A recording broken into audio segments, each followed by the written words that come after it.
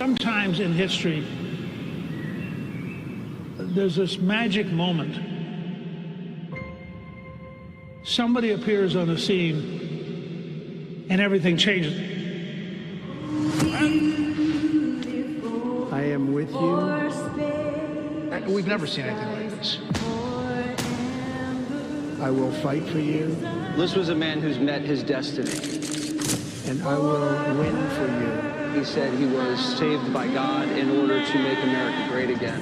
His victory was the greatest comeback of all time. You're watching history, so buckle up. I don't think the American people have ever seen this before. A government that has moved this quickly and a president that has done so much when it comes to the border and energy and major investments from other countries. It's like warp speed. 47 is on a hot streak, bringing head-snapping change to Washington, overwhelming the system with a volcanic eruption of action. Trump has a mandate from the people, and he's using it, and they're just getting started.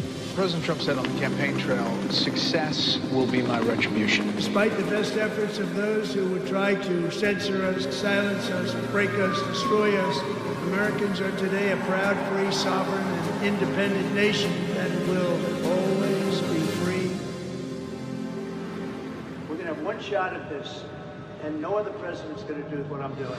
America's back, common sense is back. He is keeping his promise to you, the American people. Inflation is down, growth is up. The numbers don't lie. The economy is soaring. Lowest gas prices in 4 years. And record tariff revenue. The USA is on a roll, culminating in the signing of the One Big Beautiful Bill on July 4th. The Trump economic golden age is full steam ahead. America is back, thanks to the courage of President Trump, thanks to the leadership of his amazing cabinet, and thanks, of course, to our brave men and women in the United States military. This is a message to the rest of the world. The days of ripping off America and Americans are officially over. Between the attacks on Iran's nuke site and the Maduro operation, the U.S. military recruitment at an all-time high. This president will go down in history as a peacemaking president. Peace through strength. America's in charge. And he's just got one filter, and that is America first. Whatever they're doing, it's working. Zero illegal crossing, drug cartels frustrated, less crime. We have the most secure border in the history of this nation. If you think we're doing good now, you just wait till this coming year. The president isn't taking his foot off the gas in 2026. It's a new year. The stock markets are already making new record highs. The Trump archives are a series of near impossible feats. As for the next year, the American people have so much to look forward to. The president will continue to build off of his historic accomplishments. 2025 was setting the table, but the banquet's going to be in 2026.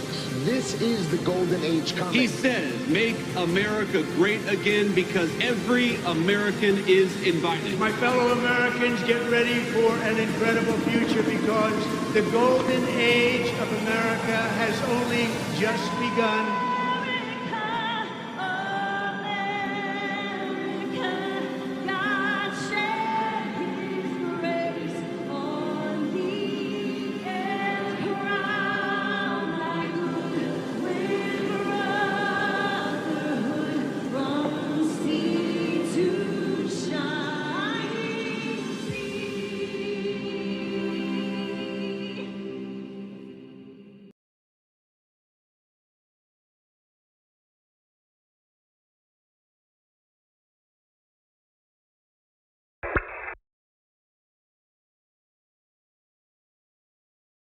What up, fools?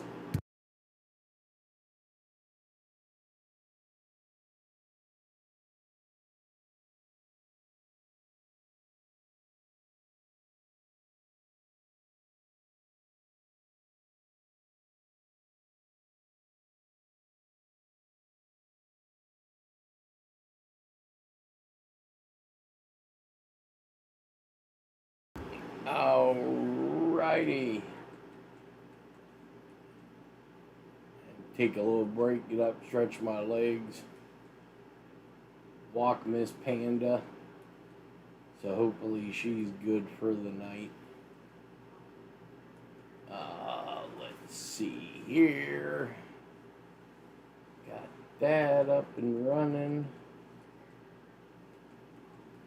So I see some of you guys come over from Liberties.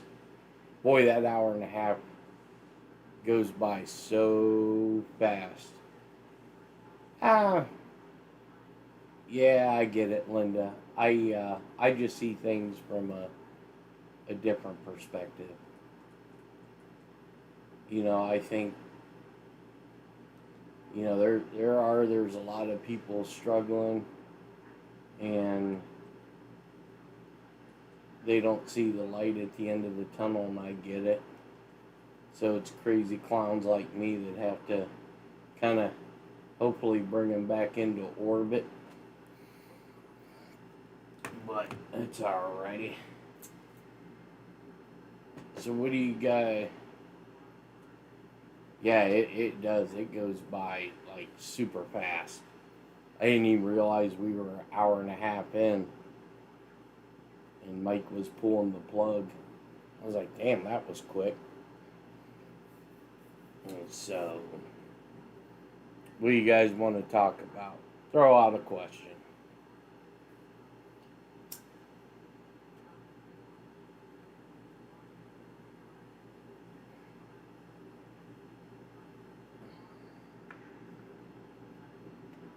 Yeah. I just seen Gracie's name in here, so I have to hurry up and do this before she cleans out the bank. Let's see, roll a Yahtzee.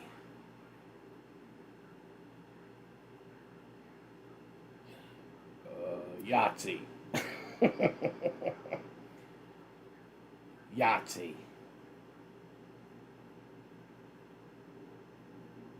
Damn. Did I get kicked from the gambling hall?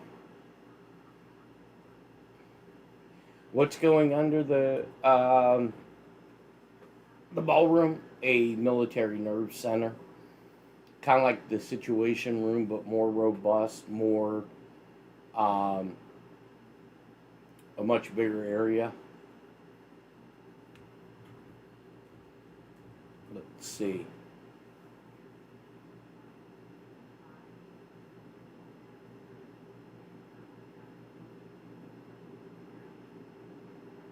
Oh, Gracie, you have 1 point. Nice. I have 8 points. Yeah. So let's see if we can turn that into 0.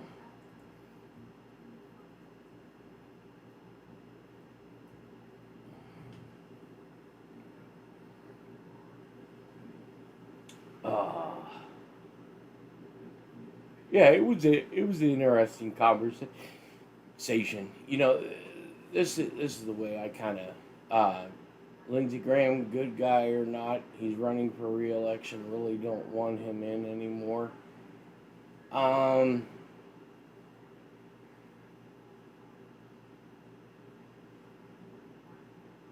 no, I don't think Secret Service is compromised. Not by any stretch of the imagination. I'm not sure on Lindsey. I think look, here's what was under the East Wing that was removed. That I don't know. I can ask, but I'm not sure if I'll get an answer.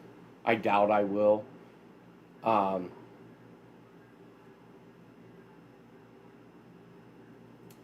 No, I think the people at the very top of the Secret Service are very highly vetted. But with that being said,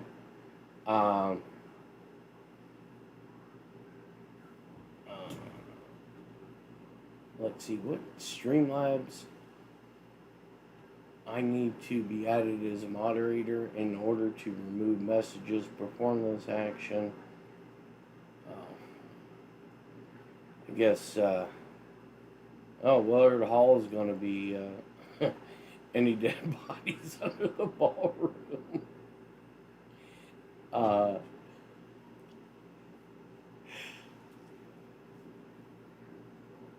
No, I know. That's almost as bad as Ileana Omar's comment. World War XI. Dumbass. I bet you, I would have loved to have broke the news to that dingbat Hey, you do know those were Roman numerals and not 11, right?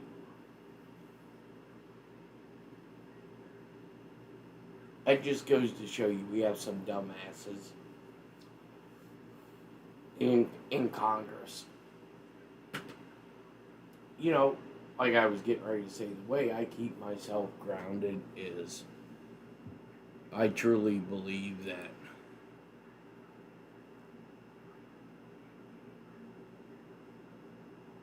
you know, if we were going to get drilled, country collapse, there's a reason for it and nothing that we know, but you know, it's God's will. And there's nothing you can do to change that. But I don't think that's the case. Let's see here. What's that? Event list. Don't want that. When we do share.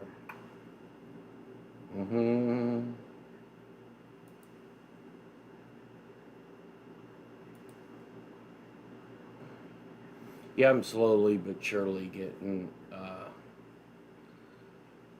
the hang of this Streamlabs. Tip goal, don't want that tip ticker event list.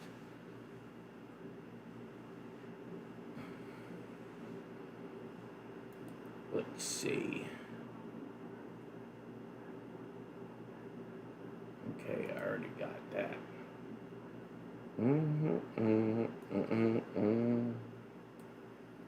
Any idea where the Chinooks ended up that were headed our way from Fort Drum? They refueled over our airport at JHW and lost track of them after they hit Ohio.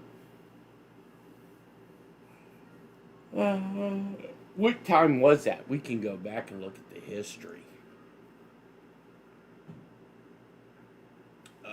Yeah, I mean, Liberty is fun. I mean, it's a good show. He's got a good thing going.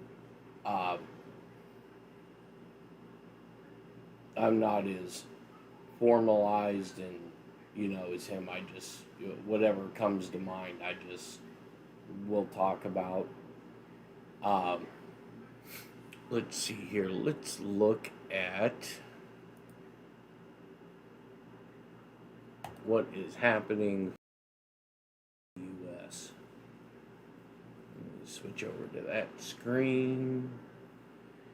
And then Rumble does the natural, you're not logged in, BS, verify you're human.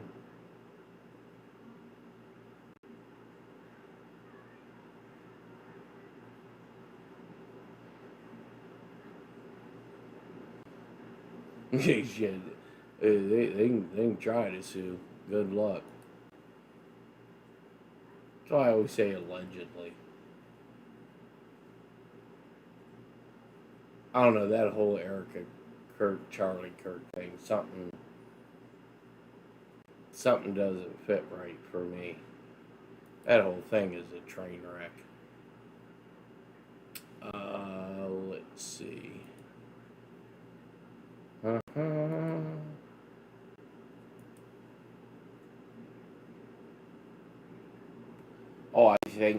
I think it's coming. It's coming hard. You know, and you know, a lot of people say there's nothing happening. It's not the big stuff, but there is stuff happening.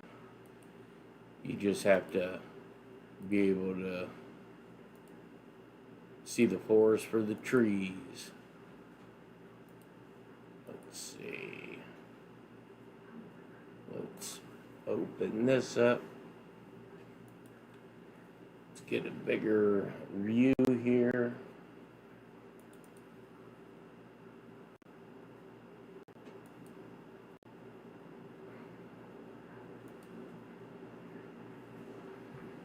See what we got. Top Cat, I think that's a refueler.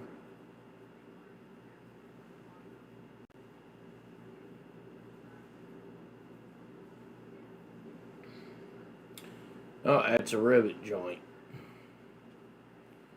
So that's ISR, intelligence, surveillance, reconnaissance.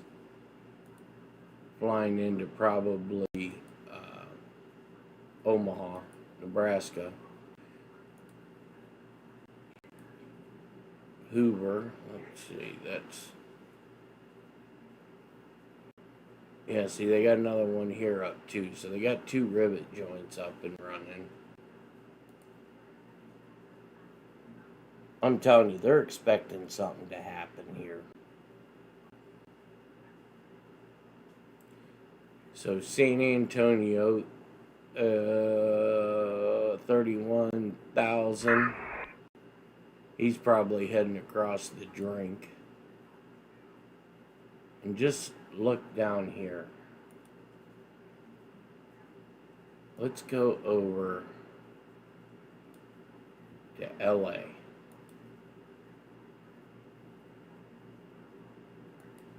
These are probably Chinooks.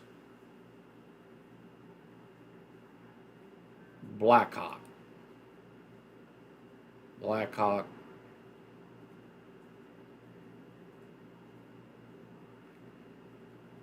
It's kind of like a little bird.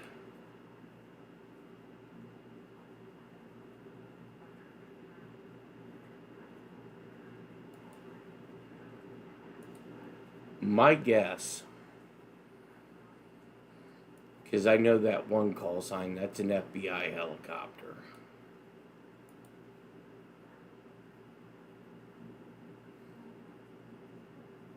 My guess is they're executing search warrants.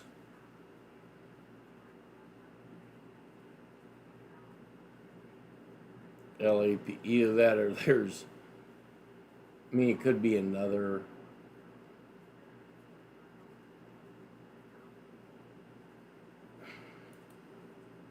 That's PD.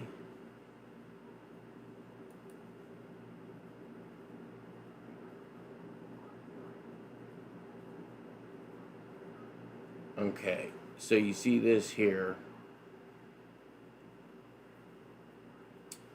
This Black Hawk is a high priority. So they're flying somebody.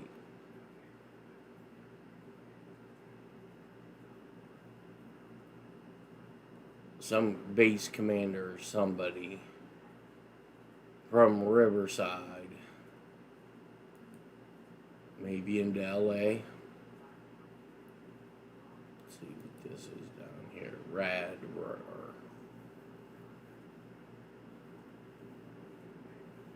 Herc, and he's doing circles.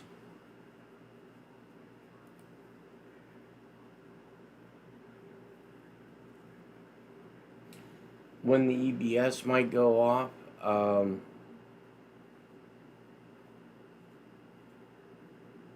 mean, I'm not necessarily certain it's going to, but if I were to guess, I think it will be right before the quick reaction forces are deployed, if they're needed to be deployed, to basically notify citizens that if you see military in the streets, don't be stupid. Play stupid games, win stupid prizes. There you go, my old stomping grounds right there, Sierra Vista. Fort, we fucked ya. And I think we looked at these ones. These are strato tankers, nitro. They're probably refueling. Or doing refueling ops, nitro. I think this was the, yeah, so they're doing something on the border. Maybe refueling like DHS helicopters, ICE, nice, vanilla, nice baby.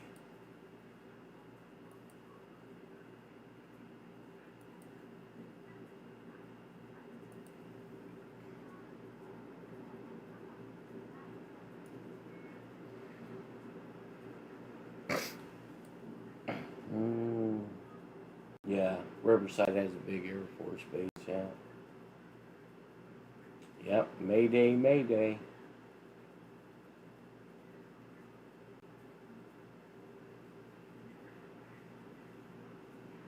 Man, I'd love to be a fly on the wall at the White House during these conversations between Charles and Trump. Bet you that'd be some interesting shit.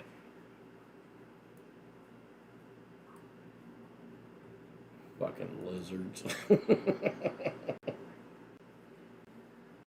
When do I think the Pope will sign off? Yeah, that. Oh, Mr. Chicago.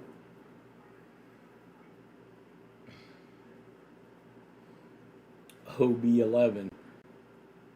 That's what 11 looks like, Elion.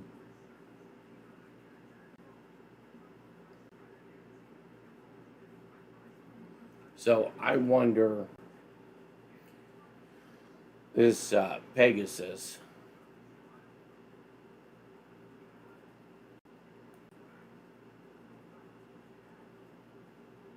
they're out here out in the drink.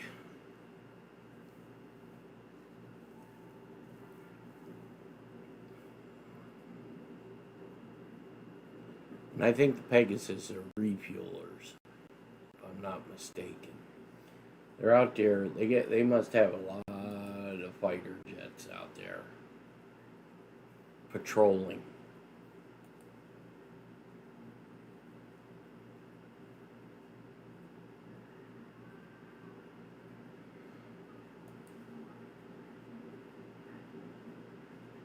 Or they're refueling these jokers. I couldn't see that because they just took off from Andrews.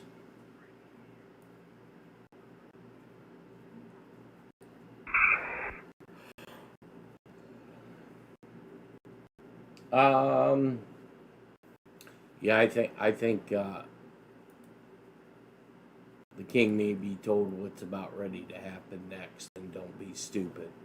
Get your government in order.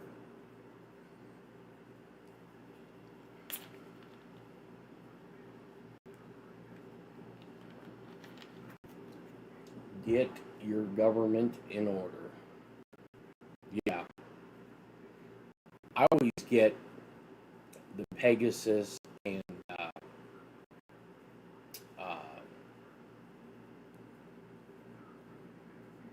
the Orions. P3's mixed up, but I think you are right.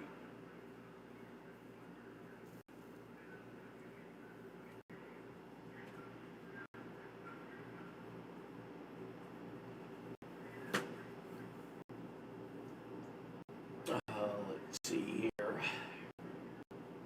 Big Morse code day. Did it.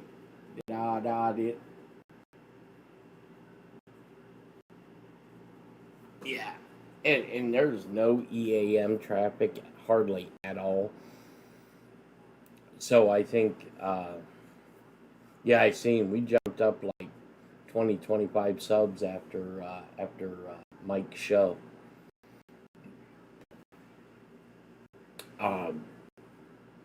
So we're getting close to that 500 bubble. I think we're almost where we were at prior to the hunter's trick. I wonder if his ears burn a lot.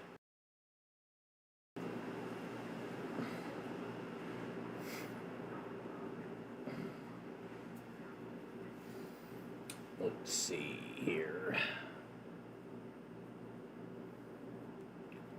Yeah, so I mean the EAM traffic has been really quiet. So I think all those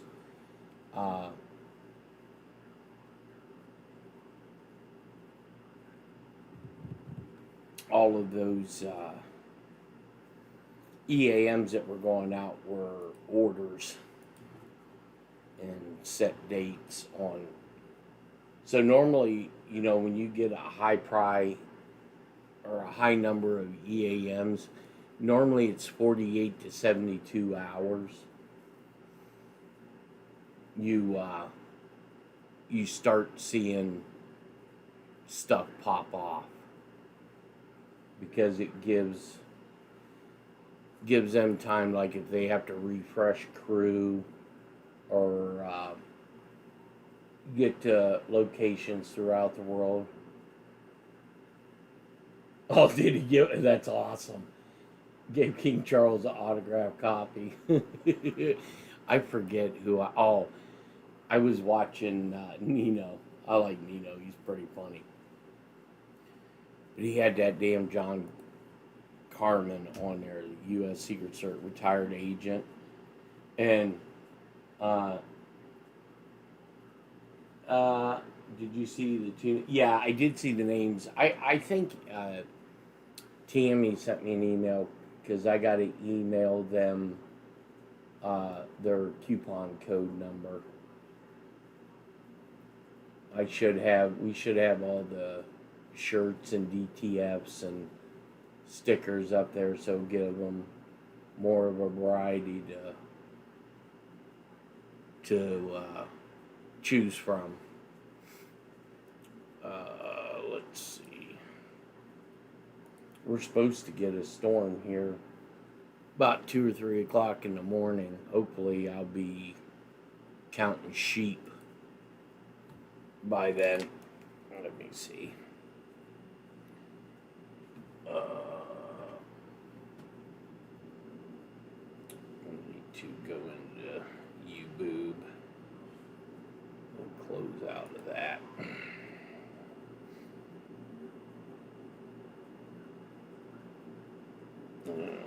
Let's get into the live.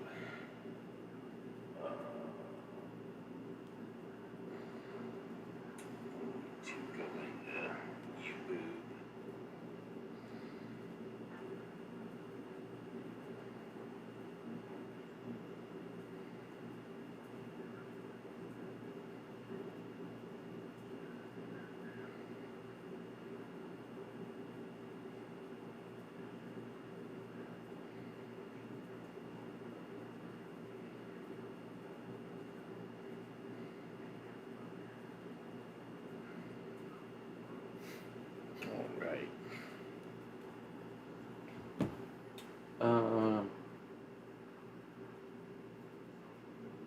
I don't think we are. I don't think we're low on munitions at all. Not one bit. Because I heard a story for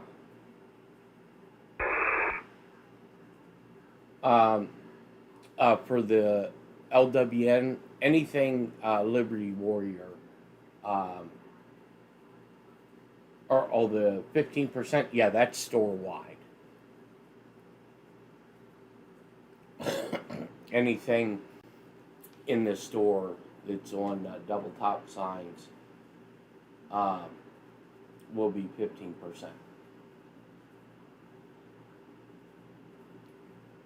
Yeah, I got about 30 more shirts, new shirts to put up for Liberty. Some of them are some pretty cool. Because I know right before Tammy was having issues, she wanted more women style stuff, so I got a lot of that to put up.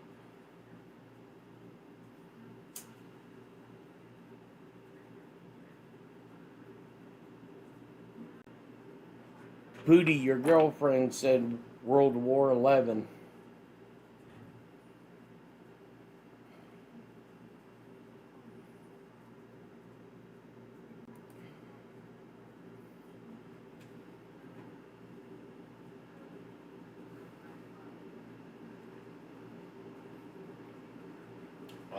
Let's see.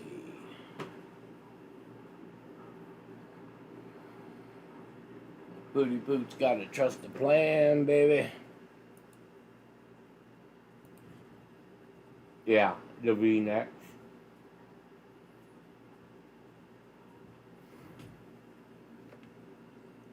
Just in case you guys didn't know, Pooty Poot is Q-. That's one of the funniest damn things.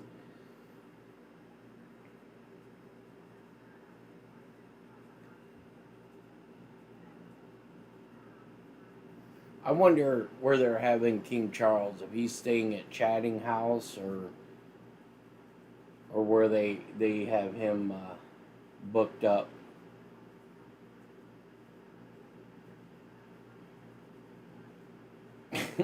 Booty Boot is Q minus. True story.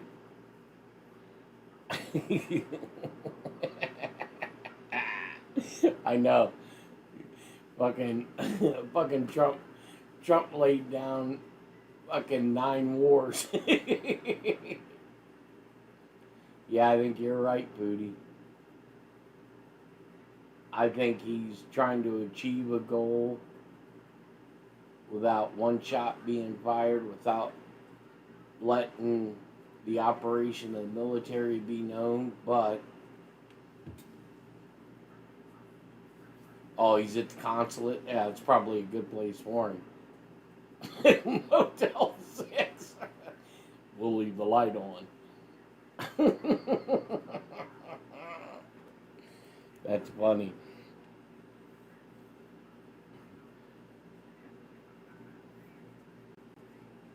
I do like that.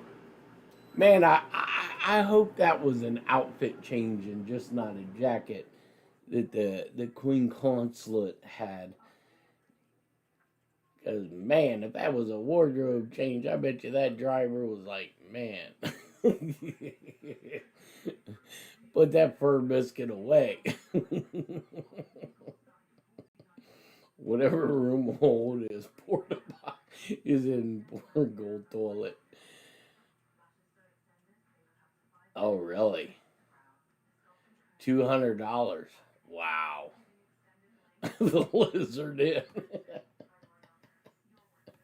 Yeah, Night's in. Yeah, it's funny. Fucking lizards. I'd still laugh at that. Because they do look like they do like the damn look like the damn crypt keeper. Yeah. Oh yeah. I mean, we do know there was a costume change, but we couldn't figure out whether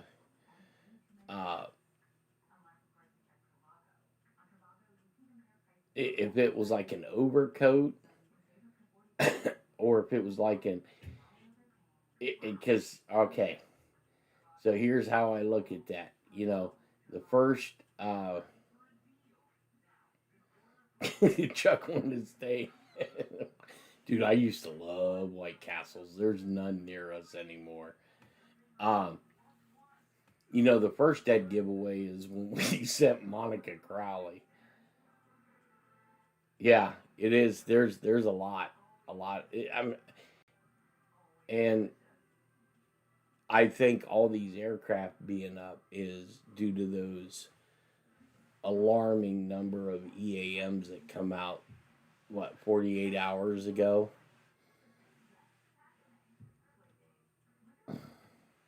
Trump, that'd be funny. Here you go, Charles. Here's a Whopper, Burger King. It was a dress underneath the coat. Oh, okay, gotcha. And you know, the first, like I said, the thing that kind of threw a red flag at me was them not having a cabinet level official wearing the paper Burger King crowns. Here you go, bitch. Now it'll be interesting because there's been rumors going around in Europe about Starmer stepping down or getting a vote of no confidence. It'll be interesting to see if when Charles gets back, if shortly thereafter Starmer doesn't get put out. I mean, that country needs to dig up Winston Churchill. No.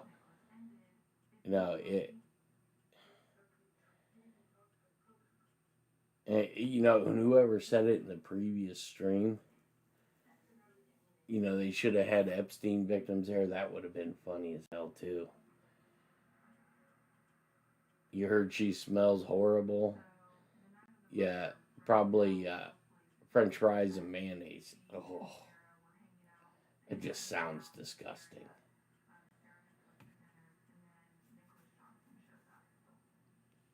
Yeah, the EAMs are just completely quiet.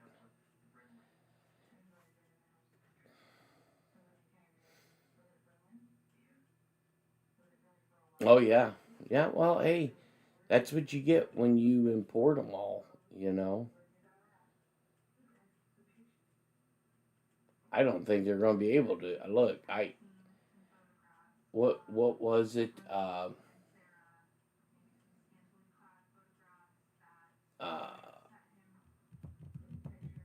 Not the crown has fallen. What do they call it? When the monarch dies? London Bridge, or London Bridge is down, something along those lines. No, he's just he's just a monarch, like a figurehead with a shitload of cash.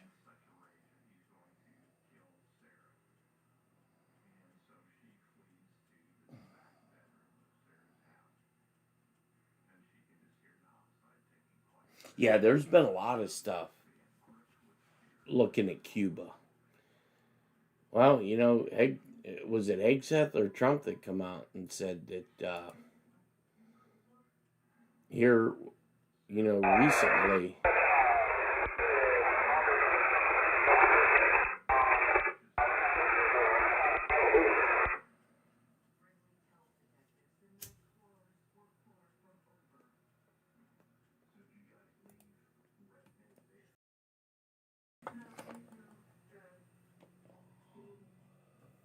Let's look down there in Cuba. Yeah, I think yeah, London Bridge is down.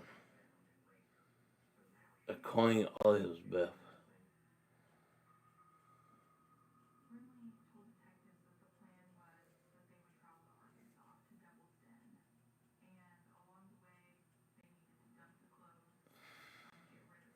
It says I need to be added as a moderator.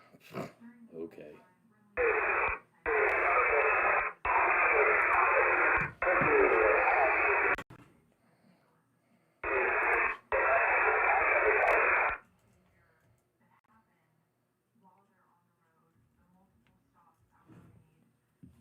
Let's see here.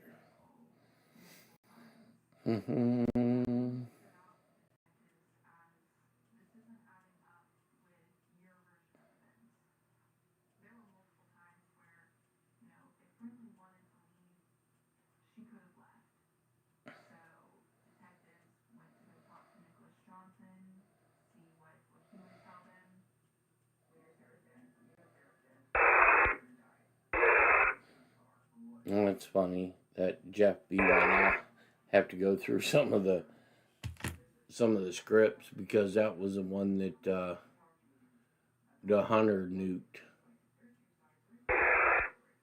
Let's see, we want to zoom in towards Cuba. And that balloon's been sitting down there for a minute.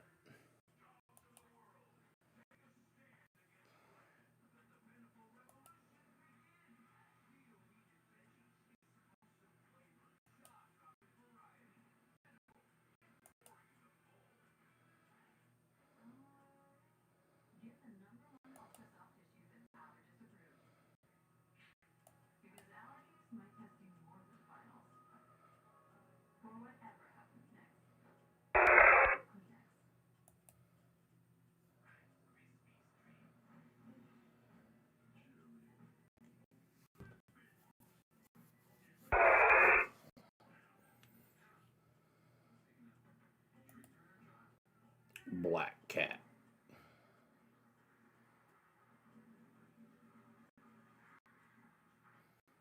Yeah.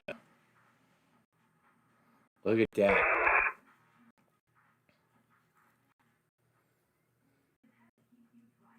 So this is a MQ-4C Triton drone.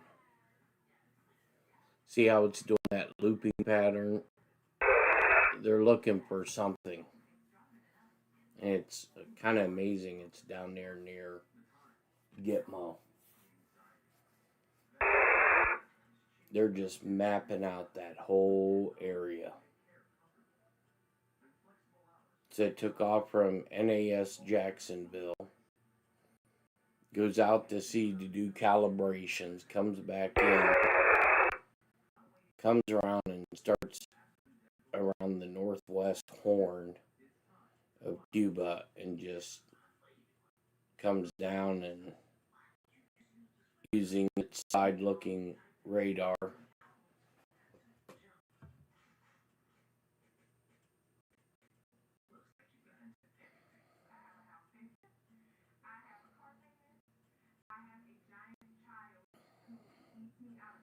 Doing a lot of reconnaissance.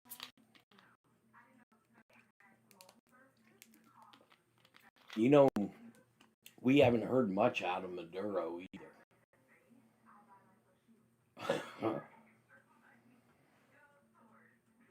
Oh, that's what that. I remember that, Gracie, and I've been trying to think of the title. That The Fall of the Cabal. I think I watched that on Rumble, and I was going to do some cuts from that. Is like a rotating intro to the one with Trump.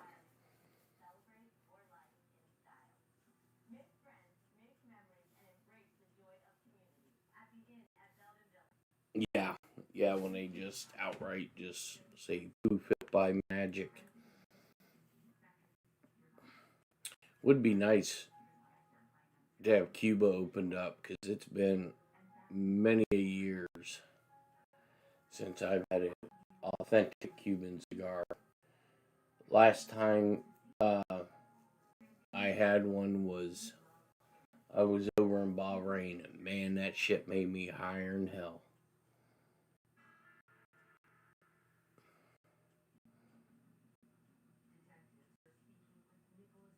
I mean, the Honduran ones are nice, but the Cuban, there's no like aftertaste. Let's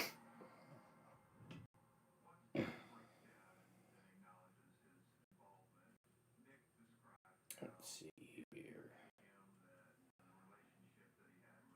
here. Eating bologna sandwiches. Got himself a fried bologna sandwich. So he's moving at 250 nautical miles an hour.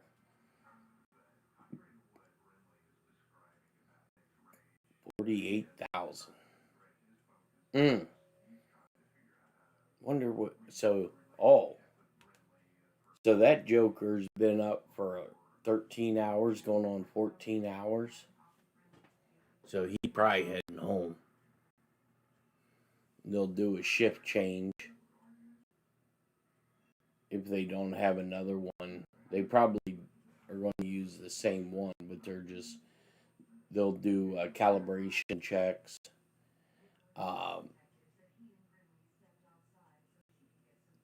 Do a refuel, do maintenance work on it, take out the recorded data so it can be sent out to be analyzed.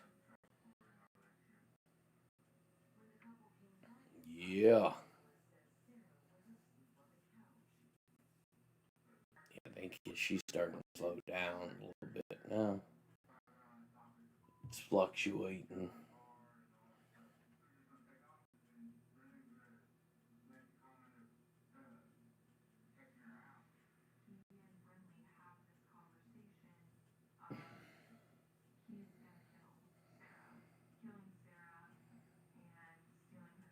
I had a grouper sandwich on. What the hell is a grouper sandwich?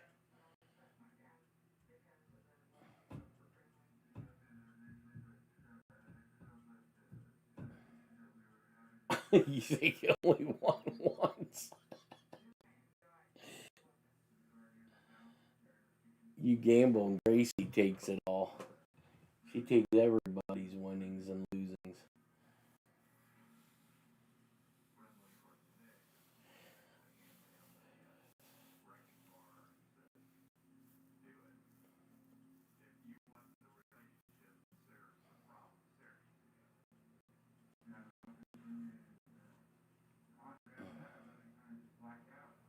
Let's see here. I know that one. I need to see if I.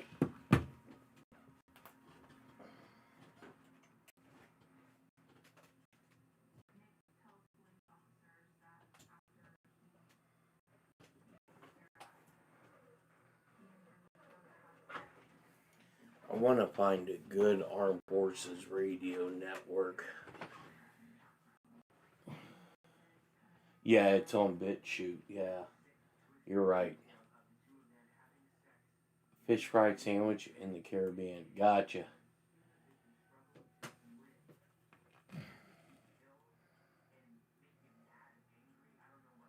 Lived an hour from CENTCOM.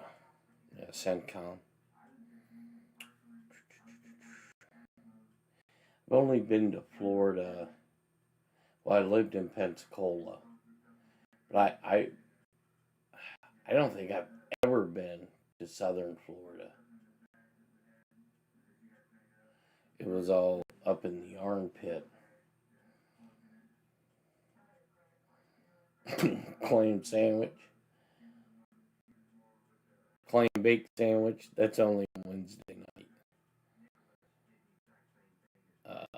What the hell was I? Oh, I know what I was looking for.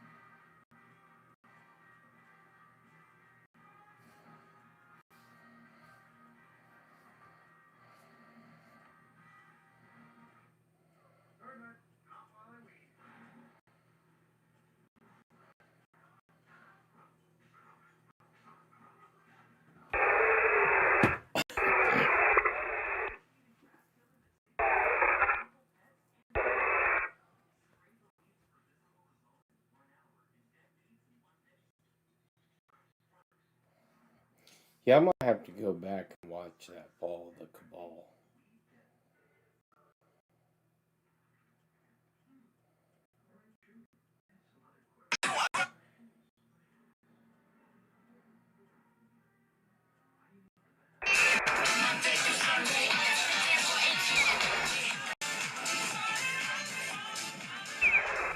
That is Armed Force Radio out of Gitmo.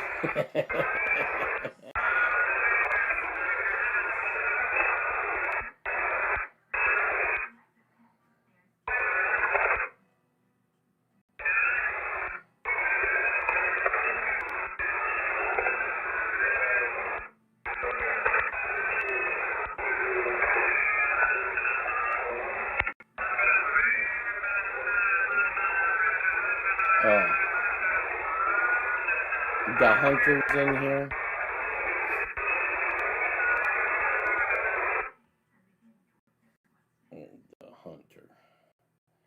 Monster Lake.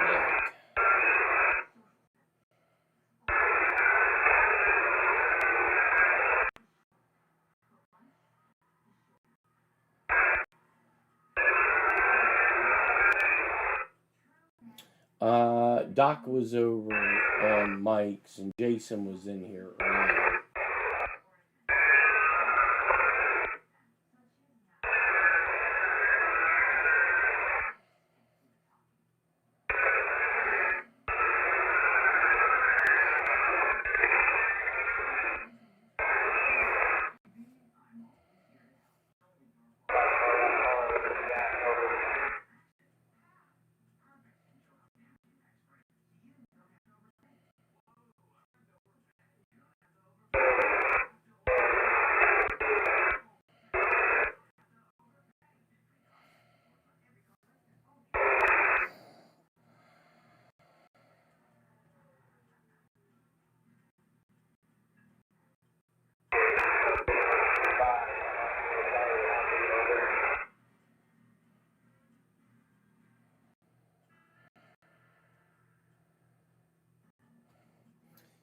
AFNGO.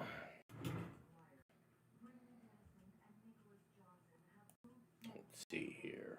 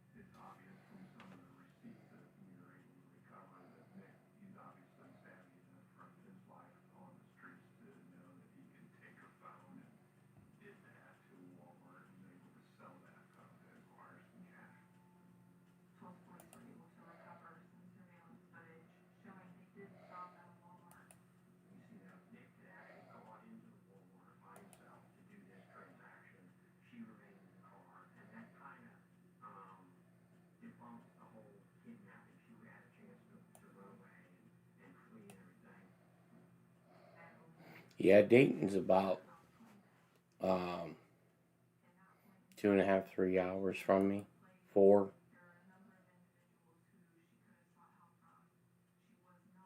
They're southeast of where I'm at.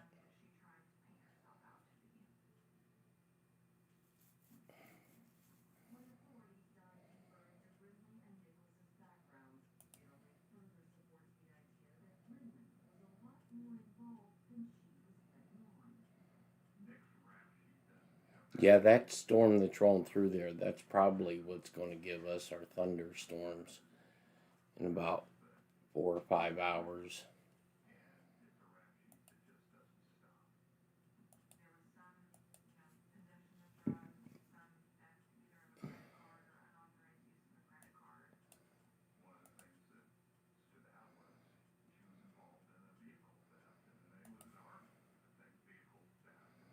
Let's see if we can get some Armed Forces radio going. Where do we want to listen to?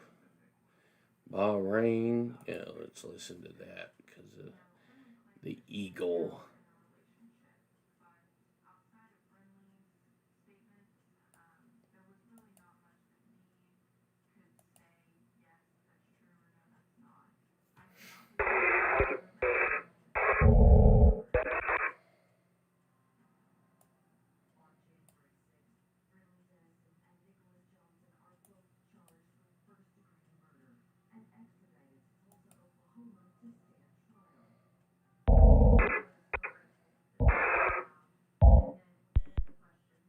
Yeah, did I say southeast? I meant southwest. Fucking holy directions, Batman.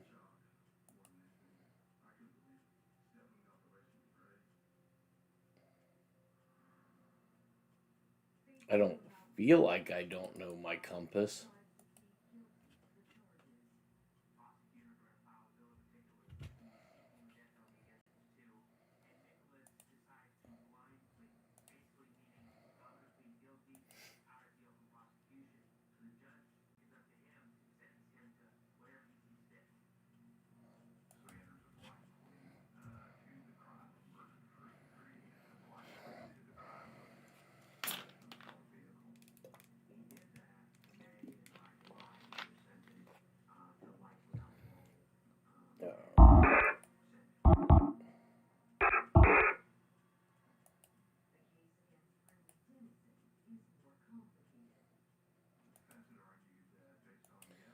Let's see what the schedule is for Armed Forces Network.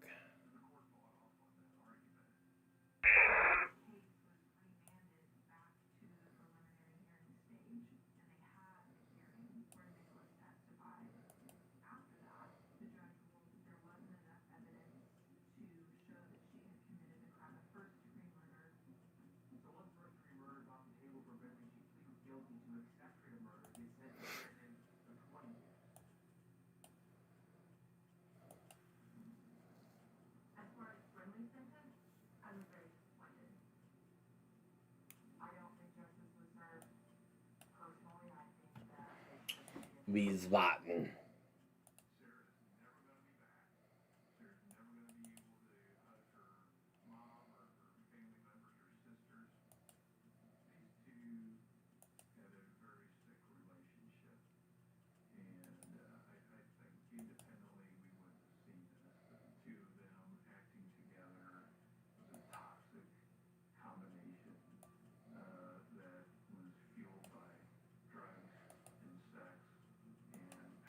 See here.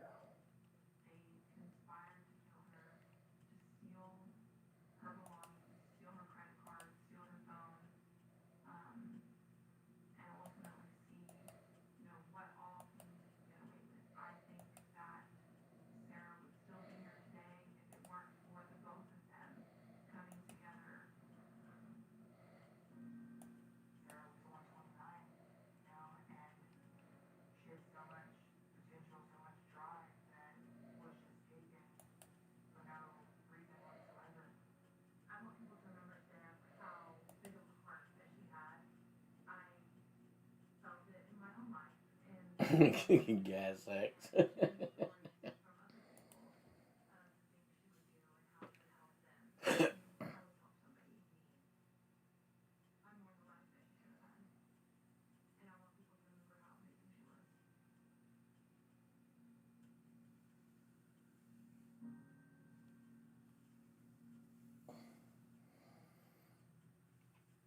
Yeah, Panda, oh my God, she's a hot mess. Like, we give her, like, treats, or if we give her, like, bones and shit, she goes and hides them. And then,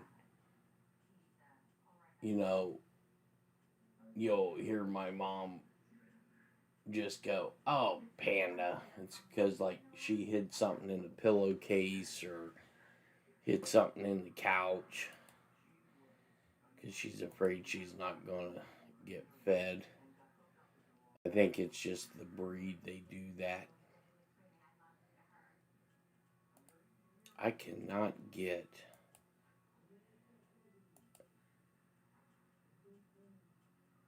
That's Inserlic. In actuality, Altman intended to turn the company into a for-profit business. Altman and Musk co-founded OpenAI in 2015 as a nonprofit with the goal of creating AI for the good of all humanity. After a falling out between the two men, Musk left the company in 2018 and started his own AI firm in 2023. Last year, OpenAI shed its nonprofit status to become a for-profit business.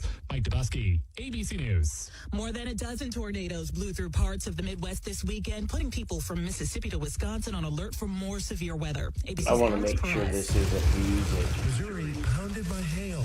This supercell near Interstate 49, large stones littering the highway. Deadly storms across North Texas. Hail, lightning, large wedge tornado, and tornadoes where at least 2 people have died in storm-related deaths. New York City Mayor Zoran Mamdani kicked around an idea today. How about a free FIFA events when the World Cup is in town? The pitch scoring points with soccer fans as millions are expected to flock to New York and New Jersey this summer. These events were not initially set to be free, but the world's game should belong to the world. And so we've made the decision together for fans to be able to watch that together without having to spend $1. You're listening to ABC News. This is CBS Eye on Veterans. President Trump recently signed an executive order directing government to fast-track research of psychedelic medicine for mental health disorders that were previously treatment-resistant. Former Navy SEAL and psychedelic medicine advocate Marcus Capone unpacks the details. So President Trump's order fast-tracks promising psychedelic therapies for veterans with PTSD, with traumatic brain injury. We'll throw in depression, anxiety, substance use disorder, right? So mental health issues. Second piece is it gives the FDA priority vouchers. And what that does is it cuts review times. This could cut it down to a couple weeks to a month.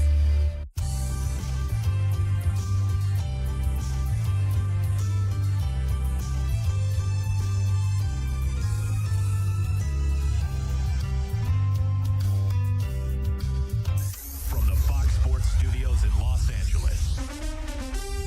Here's Steve DeSager. In the NBA playoff game at Orlando, the Magic lead Detroit 63-56 in the third quarter. Magic trying to go up 3-1 in this first round series. Number 1 Oklahoma City just getting underway at Phoenix. Thunder up 3-0. Later, the late game will have Minnesota leading Denver 3-1, playing at the Nuggets. Minnesota star Anthony Edwards will miss at least a week with a hyperextended knee. The NBA Rookie of the Year is Cooper Flagg of Dallas, 56 votes to 44 over Con Kneppel of Charlotte. In the NHL playoffs, just getting underway, Vegas at Utah. The Mammoths lead the series 2-1. Final seconds of the game at Pittsburgh. Penguins up 3-2 on the Flyers. Looks like it'll be Flyers 3-2 in that series. The baseball, Boston has shut out Toronto 5-0. The win to Ranger Suarez. St. Louis with 4 in the ninth. Won at Pittsburgh 4-2. All the music you need. AFN, the Eagle.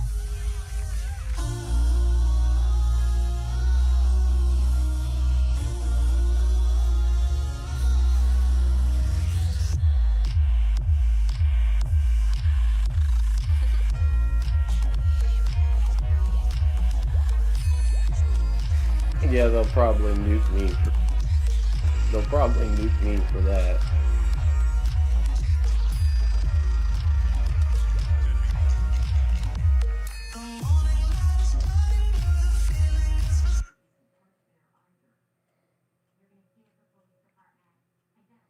Yeah, see, they're regular news broadcasts. Let's see, that's sports talk.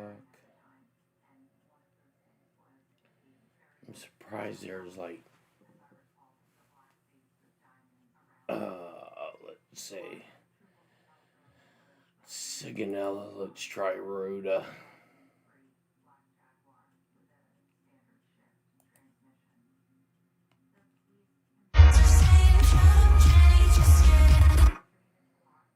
Yep, that's the same.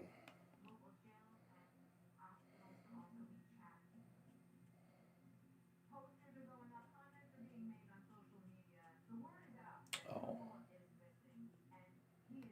I guess I gotta go back one. Europe. Vicenza.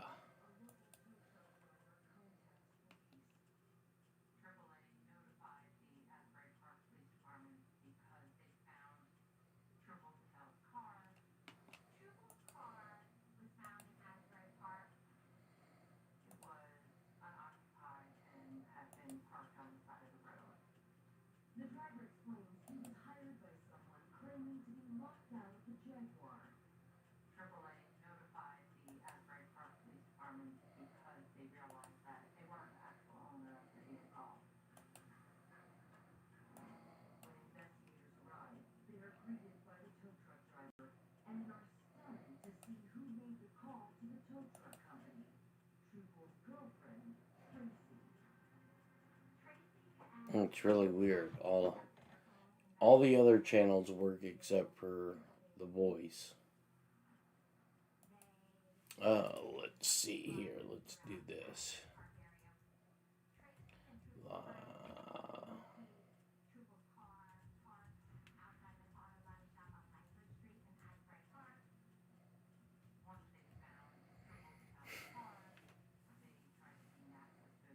There we go. Let's see if this VOA.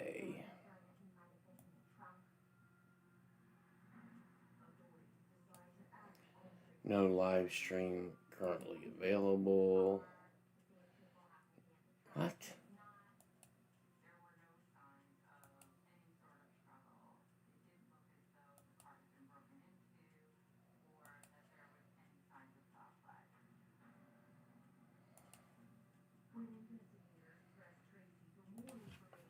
Oh, let's see.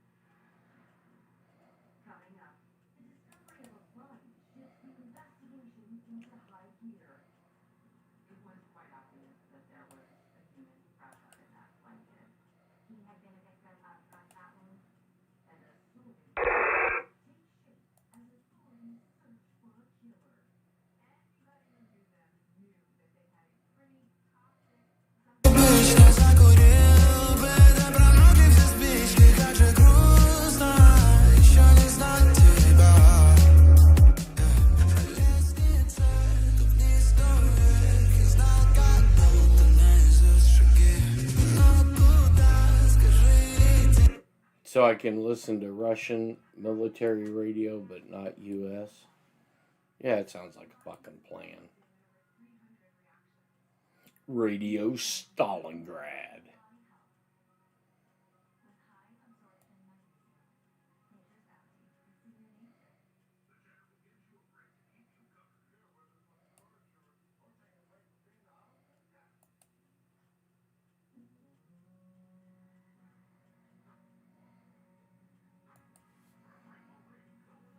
Let's see. Let's go to Live Radio Net.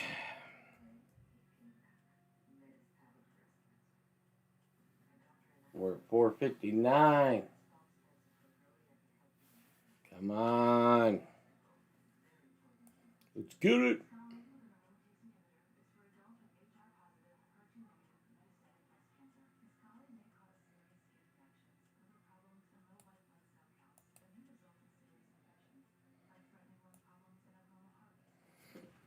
Let's see.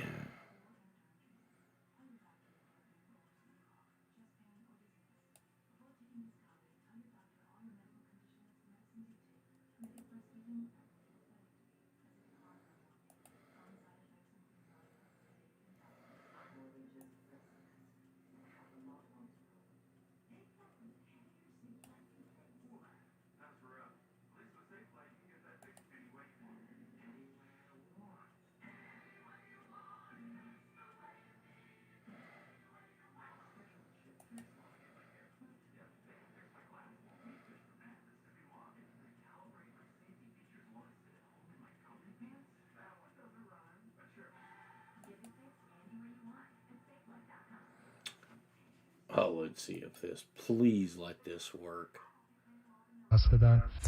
تنها گل بازیرم فیراس اولیور آیکان زد که پاس گل فرانک کسیه بود.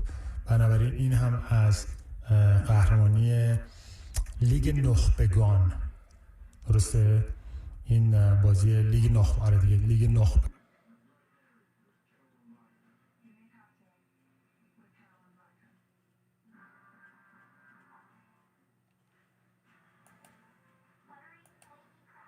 Oh, you know what? I never thought about this. I wonder if Armed Forces Network was part of the defunding.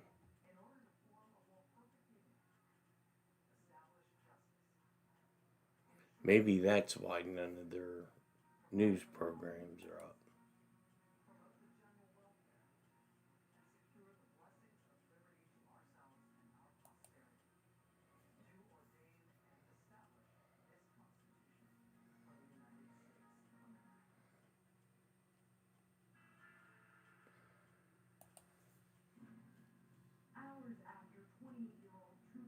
Do I believe they're manipulating the weather?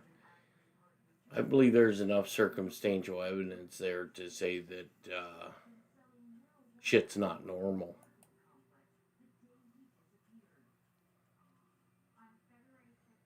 I mean, the military's openly come out and said it, that, they've done it during wartime in certain areas.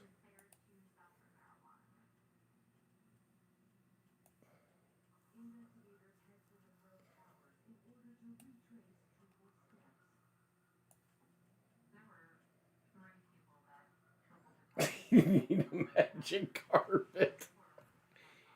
Linda, Jirikiana, Renda, Islibahanya.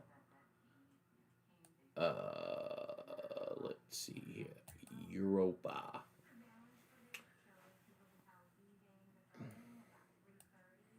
Genre.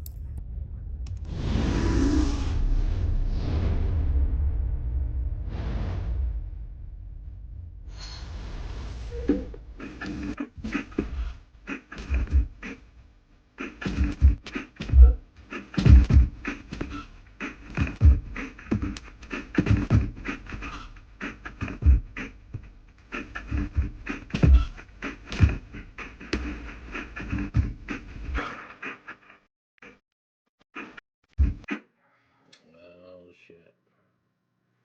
I think that's all ads.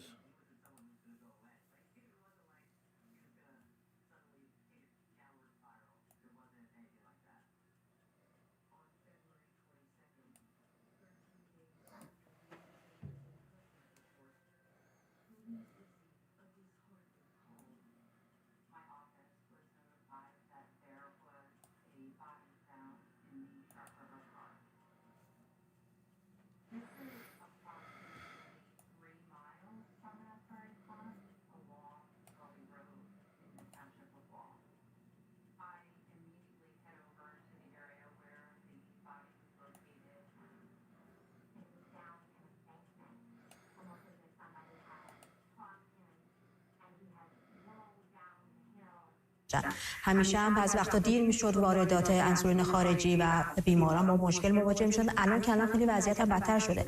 مثلا به ما گفتن چندین مخاطب به ما از شهرهای مختلف گفتن که متفورمین که برای دیابت نوع 2 هست اصلا در داروخانه‌ها پیدا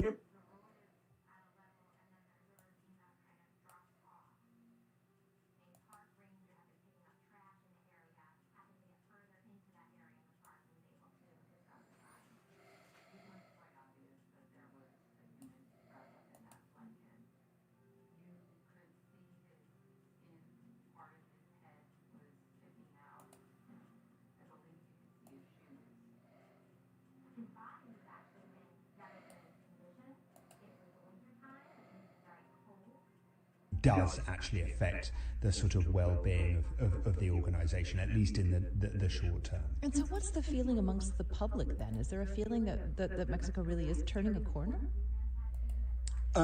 That would be a harder thing. I mean, I think the fact that there was this sort of tactical deployment of a large number of security forces. I mean, the gardener, Flores Silva, was surrounded by around 60 60 of his own bodyguards, and yet was still taken down, was still arrested. That is a significant victory. for the government.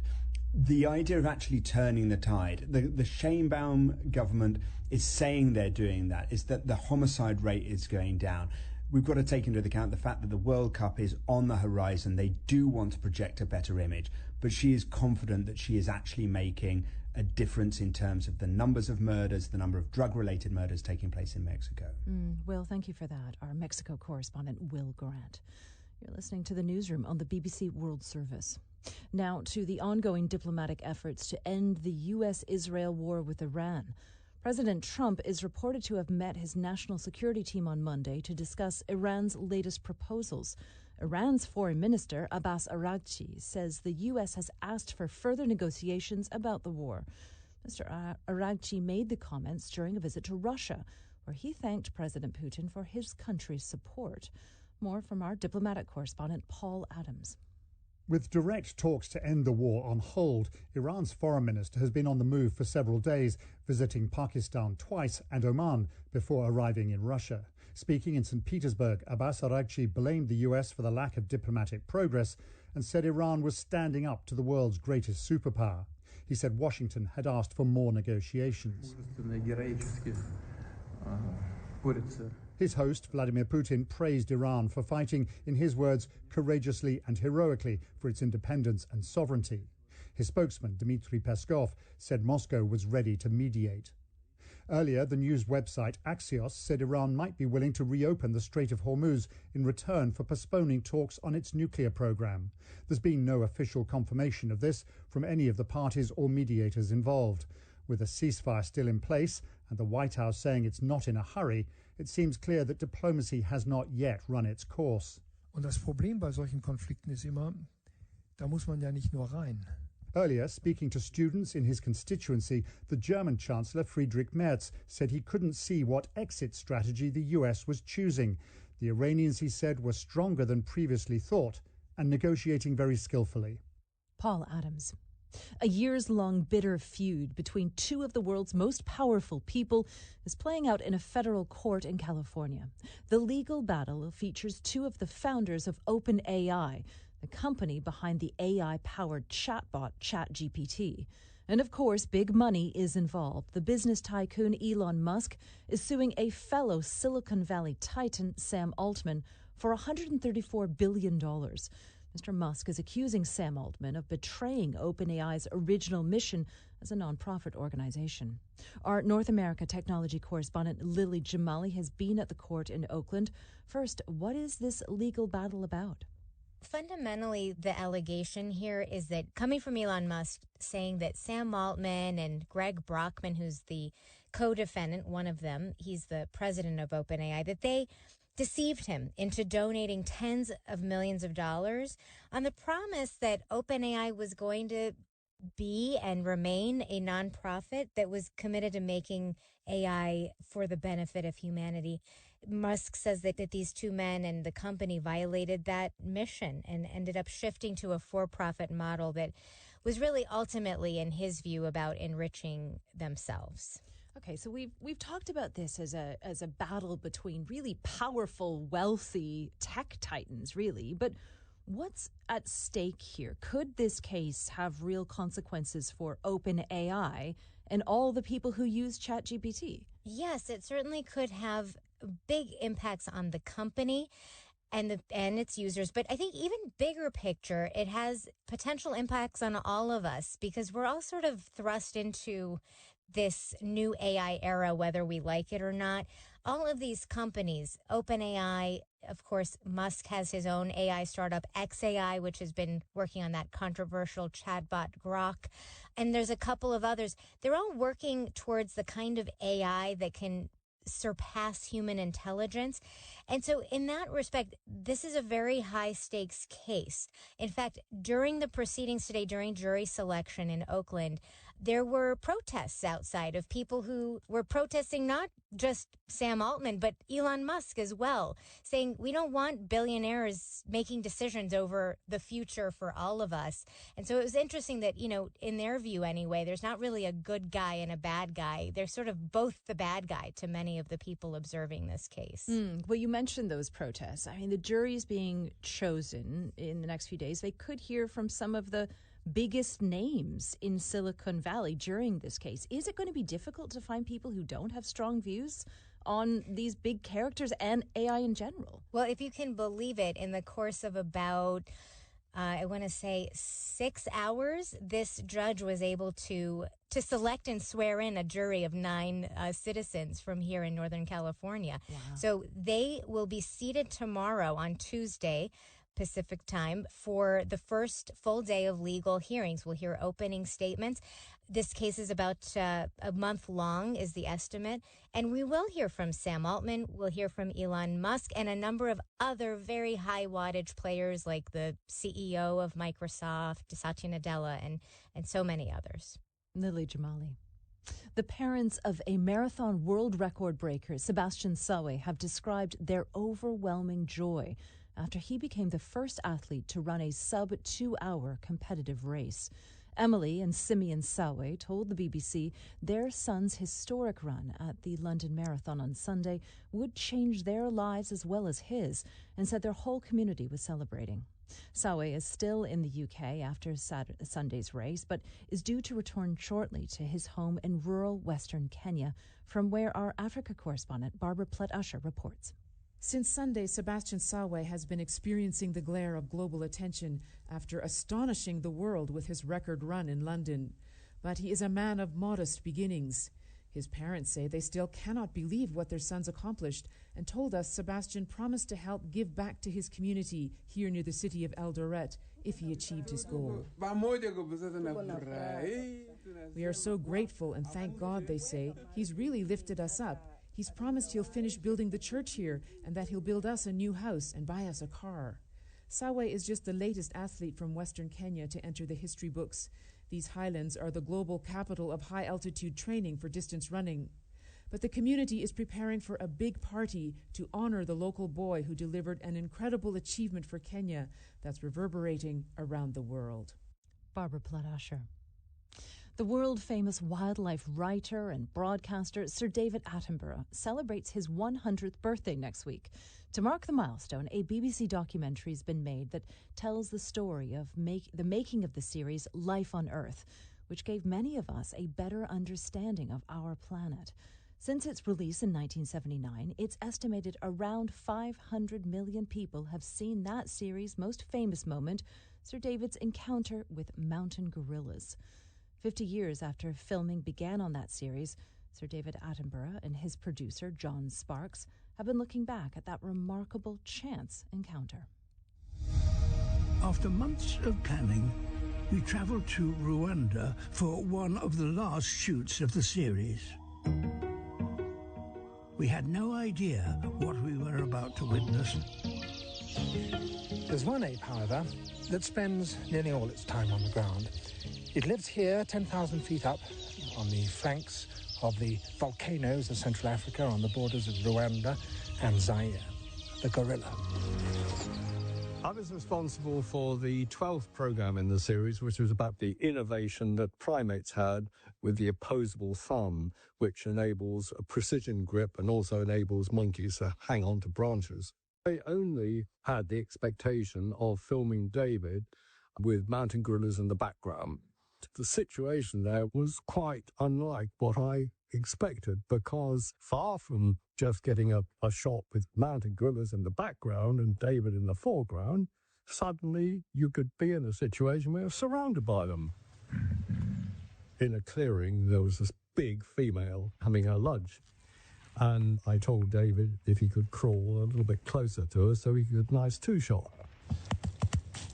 Next thing we know is that her 2 youngsters come out and actually sit on him. And my jaw dropped. Didn't expect this at all. And I was just about to start talking about the opposition of the thumb and the forefinger when I felt a hand come out on my head. And it was an adult female. And she twisted my head so she could look straight at my eyes and looked inside my mouth and put a finger into my mouth and then made this belch vocalization.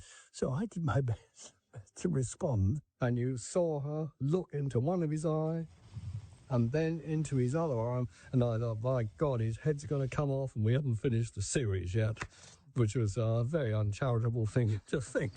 You don't stare at a gorilla, so you keep your head down, and you make these Welsh vocalizations all the time. And that's a sort of conversational acknowledgement that you're in their presence.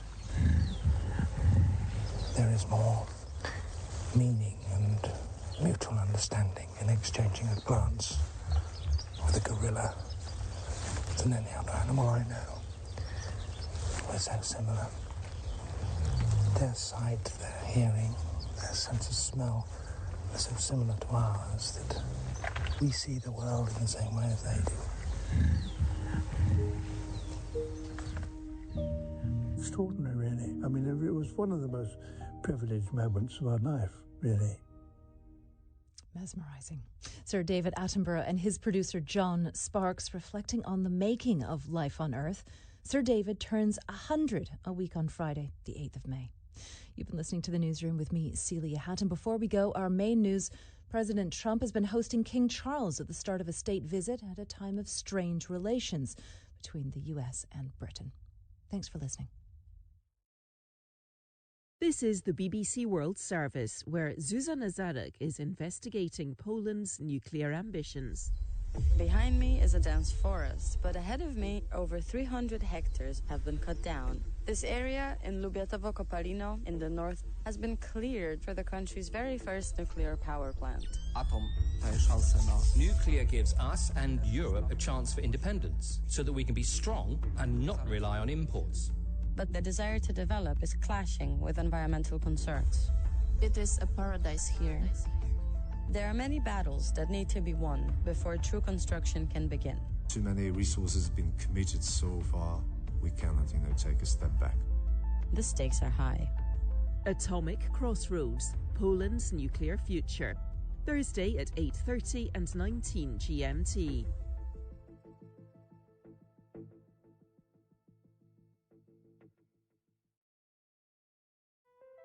Neha Vyaso is one of Bollywood's first and most successful intimacy coordinators. Today on the documentary, her work and why it's deeply personal. My body that has experienced extreme violations of consent is a body that constantly advocates for consent of others.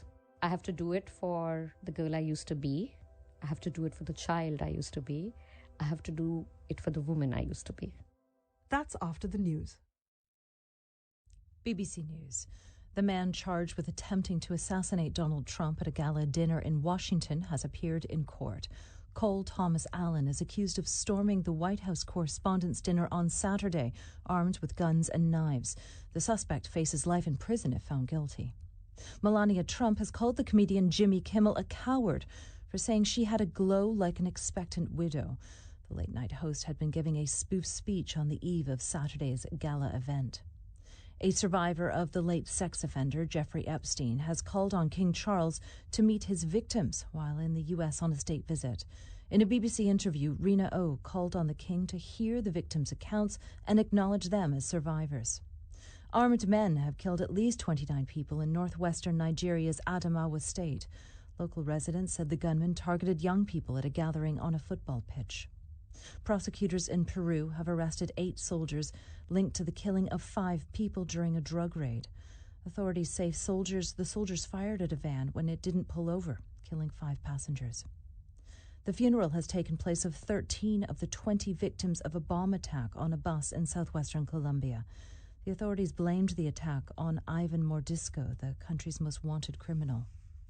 Indonesian rescue teams have continued to try to reach survivors following a deadly train collision near the capital, Jakarta. At least 4 people were killed and dozens injured. And Australia has set out plans for new laws that would make tech giants pay for using news from local publishers. Meta, Google and TikTok would need to strike deals with Australian media groups or face a levy of just over 2% on their local revenues.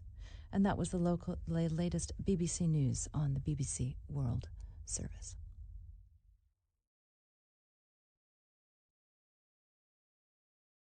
BBC World Service.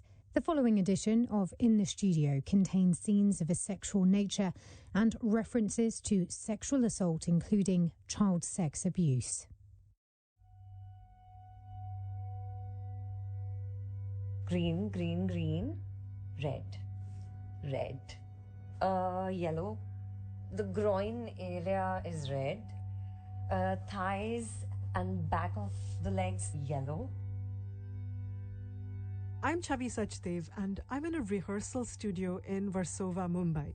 Versova is where actors, directors, and pretty much everyone affiliated with India's movie industry, Bollywood, lives and works. In her studio near the beach, Neha Vyaso is directing a body mapping exercise as part of an intimacy workshop between two actors preparing for a sex scene. You're going to look at your co-actor and you're going to touch your own body and ask, how would I feel if this person was touching me? We're creating a sense of a phantom touch. Long before there's any physical contact, Neha takes time to understand the actor's sensitivities, watching for flickers of discomfort or disconnection, and building a language of consent between them.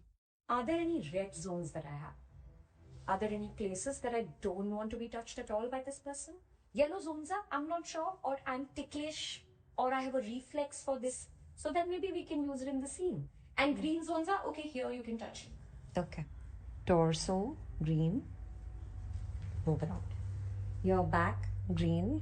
Your waist is green. Not touching your pelvic area. I'm going down to your legs. The back of your thighs, green. This is the documentary from the BBC World Service. Today, we're in the studio with one of Bollywood's first and most successful intimacy coordinators and directors, Neha Vyaso. Intimacy professionals help actors navigate scenes involving closeness, desire, vulnerability, and violence. They are part choreographer, part mediator, part safety net. Tell me how, when you're working and you're on a set, so there's a director's vision, actors have brought something. How do you then step in to balance authenticity with ethics and aesthetics? That's a beautiful question. And I think that is exactly the job of an intimacy director. To bring out a choreography that feels authentic, that feels real, where someone can't look at the screen and say, oh, I would never do that. Right? Like, that looks odd. That doesn't look like real sex. As well as looking real, the actors have to feel confident and secure in their performance. Neha juggles their needs, the demands of a script, the director's vision, and the emotional journey of the characters. It's a constant and nuanced negotiation. Neha's worked on movies, TV shows for Netflix, Amazon, and even ads for Tinder and Bumble. And she's worked with some pretty big names, including action star Tiger Shroff, romantic lead Deepika Padukone, as well as Hansal Mehta, a well-known director of social dramas. So I've done about 50 projects now. She also leads her company, Brave Spaces, consulting and running intimacy coordinator and director trainings across South Asia. But this is a very new way of working in the industry, and it can meet resistance. Throughout this episode, we'll follow Neha through a workshop, guiding actors towards something rare, genuine comfort with vulnerability on camera. And we'll try to get where very few outsiders are ever allowed, behind the scenes on a Bollywood set. In an industry as fiercely competitive as this one, directors guard their sets very closely.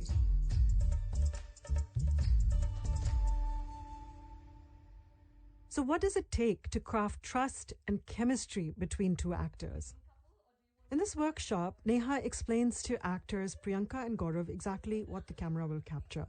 In this scene from a practice script that Neha wrote, their characters, Ira and Jay, are childhood sweethearts, but they've grown apart, and this will be their last goodbye. She's moving out of the home that they've shared for like 5 years. And this is goodbye sex. So it's that moment where Ira's packing and he's just watching her pack. In the script, the couple have a sexual cue, pehle aap, or you first. 2 words to hint they'd like to get physical. And she looks at him and she says, "Pehle aap." And then they move towards each other. They kiss as the clothes keep coming off, and then they drop on the bed, and that's where we cut. And is it very like rushed, hurried, or is it very slow? It's slow. It's a slow dance. And the camera moves with you. So after the kiss, your heads are joined and you're taking breath together, and that's when you start unbuttoning. And he slides the side of your strap, unzips the back of your dress, and then the dress falls, but we only see your legs. Okay. And then just before you fall on the bed, we see your shoulders, where both of you will seem like your clothes are off. So it's implied nudity. Okay. How does that sound? Sounds good, but I'm confused. Are we supposed to take our clothes off? You will be wearing modesty garments inside. Okay. So we give you tights, right? And for you, your shirt will be off. For you, you'll be wearing like a tube top inside with like tights inside. You'll be wearing just shorts. Neither Gaurav nor Priyanka have ever worked with an intimacy professional before. Despite having 34 years of acting experience between them, this is still very much a new field in India. I asked Neha what the work entails. There are 3 kinds of roles that are emerging in India, right? One is an intimacy coach, where they call you just for the workshop, to work on the chemistry of the actors. Like the one we are witnessing with Gaurav and Priyanka. Then there's intimacy coordination, where Neha is on set for specific scenes, negotiating between the actors and their director. My job there is to deliver to the director's vision and make sure that the protocols are in place. Finally, there is intimacy direction, Neha's favorite role and the most creatively involved. I do a script breakdown. I take a briefing from the director on what is the emotional graph of the character. I do actor calls. I do a mood board. I try and write the choreography details. Then we take the choreography to set. But before they can get there, in the workshop, Neha walks the actors through what will happen on set when the cameras are rolling and how she'll show up for them if the director asks for something they're uncomfortable with. What if the director wants her to touch me somewhere where I am not comfortable? That's an amazing thing to ask. That's why I'm here. You're not going to have to do anything that you feel mildly uncomfortable with.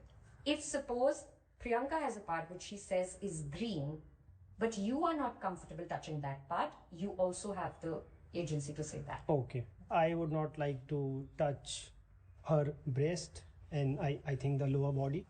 But in real world, what if an actor says no to then something? I advocate for that actor. I remember there was this one workshop I was in and this director saying, "But why are you behaving like this? The girl is so comfortable. What's your problem?" To the man. I literally asked the director to leave the room. But what if the director says, I want this scene to happen like this and I will throw this actor out? Usually an intimacy professional is supposed to step in Okay. and help you navigate that situation so that you are not telling the director yes or no. Okay. We'll always find a way around it. I know how to do one choreography in 10,000 ways. Okay? And I got you. Great. A key aspect of Neha's role is adapting, finding different ways to do something so everyone is comfortable. But her role as a person on set who tells a director no or to halt a shoot can make her job a difficult one in India.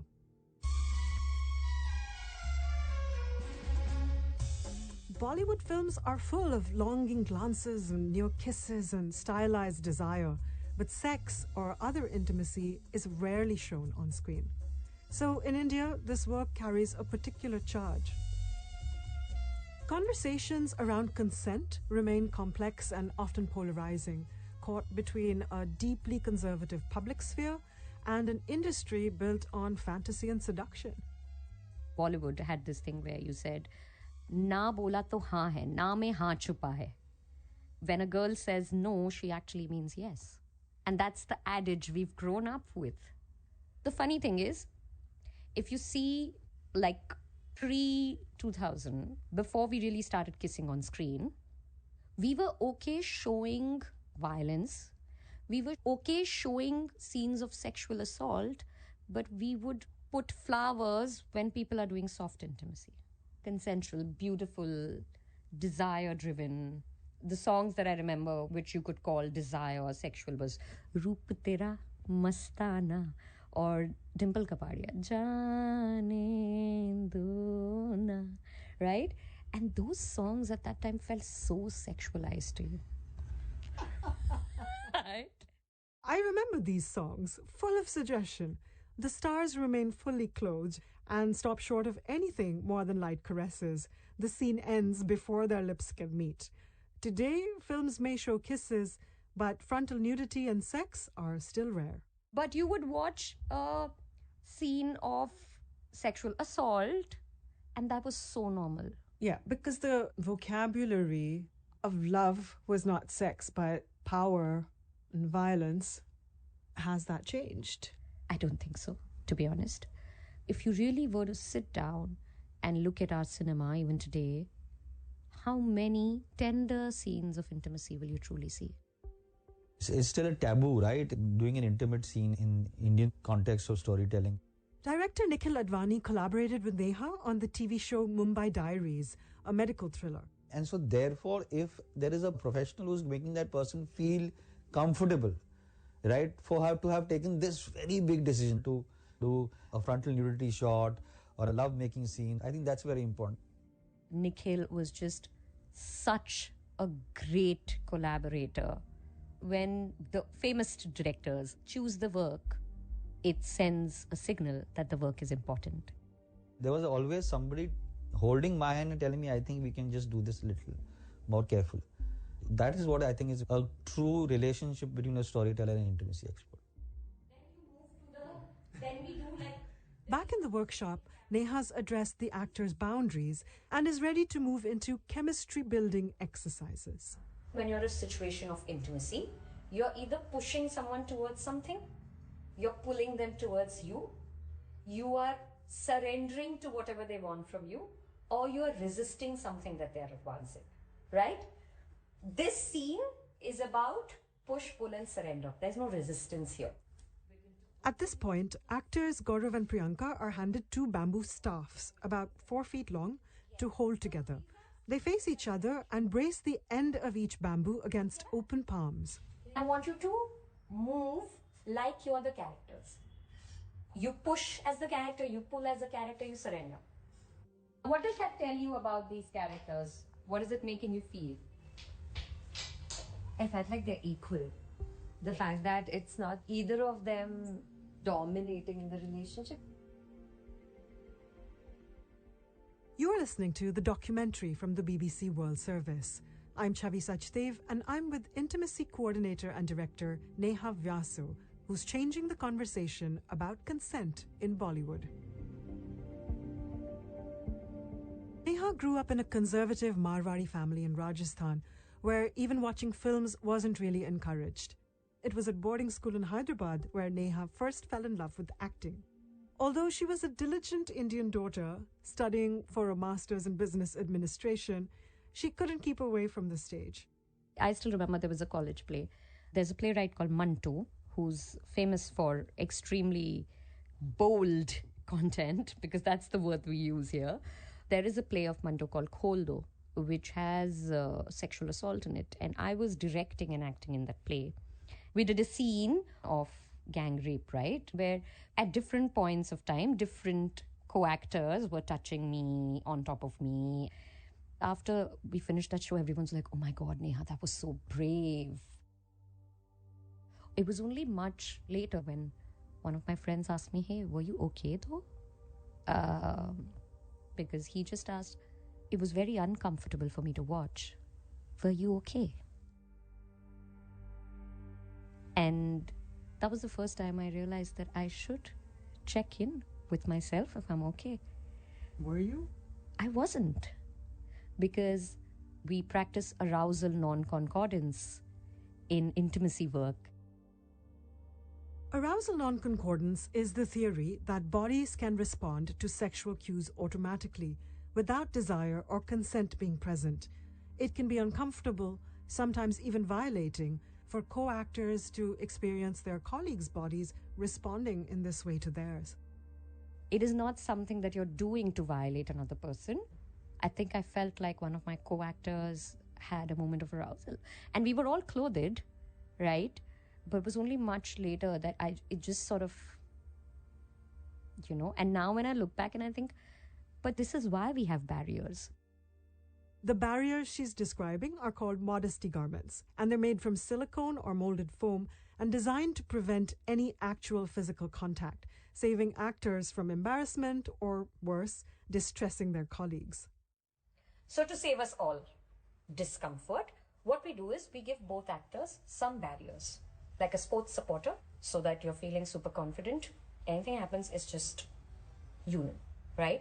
You'll be having a cloth pad, and we will give you nipple pasties. And that way, at no point are you double checking. Now I know this is why we have modesty garments. But that time I did not. And then the way we are brought up in India, actually, collective welfare is more important than individual agency. And that way we are very different from the West. I think Neha's right. We are socialized to accommodate and save other people from discomfort, to not cause a scene. On top of that, authority is very hierarchical, and listening to the people in charge, your elders, your teachers, or in this case, the director, is paramount here in India. It was in the West that Neha first discovered intimacy coordination, but as an actress. In 2018, Neha had broken from the script. She'd left her husband, quit her job, and turned back to her love of acting. And she decided to do a Shakespeare course in the Czech Republic, run by British theatre director Ben Crystal. The play we were doing was Two Gentlemen of Verona. For the final scene, Neha was asked to play Proteus, a character who becomes sexually aggressive. Goes from this nice guy to the anti-hero. He actually attempts sexual assault. And I am a woman who's just experienced extreme form of assault in that period of 1 or 2 years. Neha is also a survivor of child sexual abuse. And it is exactly this, that my body that has experienced extreme violations of consent is a body that constantly advocates for consent of others. Isn't all of this triggering for you? For me, it's just something that I have to do. I have to do it for the girl I used to be. I have to do it for the child I used to be. I have to do it for the woman I used to be. And yes, there are projects that I have had to pass on because I wasn't ready for it yet. So I do take care of myself. But I'm also very aware that I want to do this work because I don't want another person to not know what consent in the body feels like. I personally feel like what you're doing is really important. I grew up here watching scenes where intimacy is either flowers blooming and erotic rain dances and hip jerks, or graphic and really sexualized and all about the male gaze. All of it is all about the male gaze. And here I have a director, Ben Crystal, who's telling me that, hey, let's figure out a way that feels most right for you. And I was blown because I was like, how? And then he told me that we're going to get an intimacy choreographer to consult us. Is this something that's normal in the West? It was something that was still picking up in the West also. Like, I think intimacy work has only seeped into our lives from after Me Too. In 2017, the Me Too movement gained momentum to become a global symbol of strength and support for survivors of sexual assault. Allegations against film producer Harvey Weinstein exposed the scale of abuse within the film industry. So this is a nascent profession, technically. What were some of the challenges that you faced and the kind of resistance that you saw? Someone I used to know then, they were like, are you mad? India's never going to need an intimacy coordinator. What will the director do then? But Neha wasn't discouraged. Finding no trained intimacy coordinators in India, she began by coaching actors on short films. Word spread, the calls kept coming, and she was encouraged to train formally. But at the time, most of the accredited courses were in the US, and they were expensive. I don't know if I can afford it. And my acting coach, Damini Benibasu, she said, sell your gold. I was like, what? She said, what are you going to do with that gold? I was like, yeah, right. Neha exchanged her wedding jewelry for a ticket to New York to train with intimacy directors and coordinators, only to find that her teacher, Claire Warden, was the very same intimacy coordinator who worked with her for her role as Proteus in Two Gentlemen of Verona. So everything came a full circle. I got certified in 2021. Yeah, close the door, please. Now, one of the challenges in making this program is that, of course, intimacy work is, well, intimate. The very nature of a closed set is just that. Neha deliberately minimizes the number of people present, so that means we couldn't record in person. But Neha recorded some moments from a recent shoot on her phone so we could follow her work on set. Maybe just make sure the door is locked. Okay. Neha's workshopped the actors so they're already comfortable with each other. But being on a live shoot throws up new elements to discuss. You need to see both their faces and in that physical movement. It's a marking rehearsal. Neha's going through the actors' movements and discussing camera shots with the director, actors, and the director of photography before the cameras start rolling to make for the most efficient shoot possible. At P9, you should stick to the 3 beats. Because otherwise, for this scene, you will take away from the emotional journey of the character. How do you feel about that? This is good? Yeah.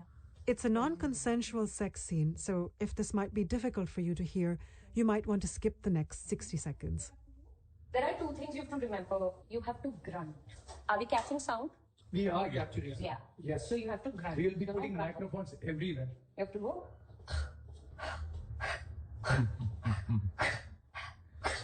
That. And the trick for you to crack the scene is to be numb. There has to be a numbness in your body. Making sense? Okay. Can we try that once? Okay. Let's go.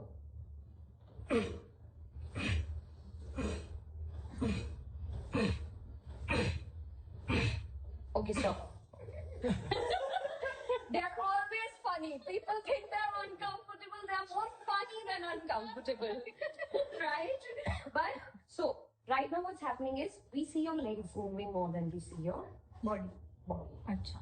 मुझे लगा था body भी move हो रही होगी. नहीं. Okay, I just want to tell you, a lot of these scenes are like a little workout. From the core. Yes, it's your core. It's literally that. Right? So you have to feel your pelvis moving, otherwise you won't get that. How are you feeling about it? Perfect. 3 shots, we nail it, and we are good. But not every process is as smooth. One of the things that intimacy professionals are mandated to train in is conflict resolution. Because you are always going to have a conflict on set. Such a. Costume has changed last minute and you're not aware. One of the things that I've learned in India is I don't make it a big deal. I just laugh through it all. I've realized if you smile, the world is your oyster. No fake smiles. Right? The minute you try to tell yourself, this is going to be my way, it's not going to work in India. You have to be their collaborator. And what if there's pushback or discomfort? I've had a moment where I was very uncomfortable with the way that scene was being shot. And I saw that the actors were not okay. What are the gives? What are the tells? Little stiffening spine, shifty eyes. They've checked out. Any trauma-informed care would tell you there's the flight, fight, freeze, and fawn. And one of the big lookouts that I do is saying if my actors are present in the room. So I put my foot down. I went to the showrunner and I said, you're not doing this today. We will find time tomorrow. Intimacy work is not just about the actors. Nobody asks a female-bodied sound recordist, hey, do you want someone else to take over when a sexual assault scene is happening? With her work, Neha is helping shape a new kind of Bollywood story that's consent-forward and considerate of everyone on set. Directors, crew, and actors alike love working with her. And having seen Neha in action, I completely get it. You can see the actor's shoulders ease when she enters a room. She's a glowing, calming presence. For Priyanka, it was a huge shift. My previous experiences have been terrible because generally everyone is so focused in getting the scene right, they don't take care of the people who are involved. So it was really comforting to have someone to guide me through it.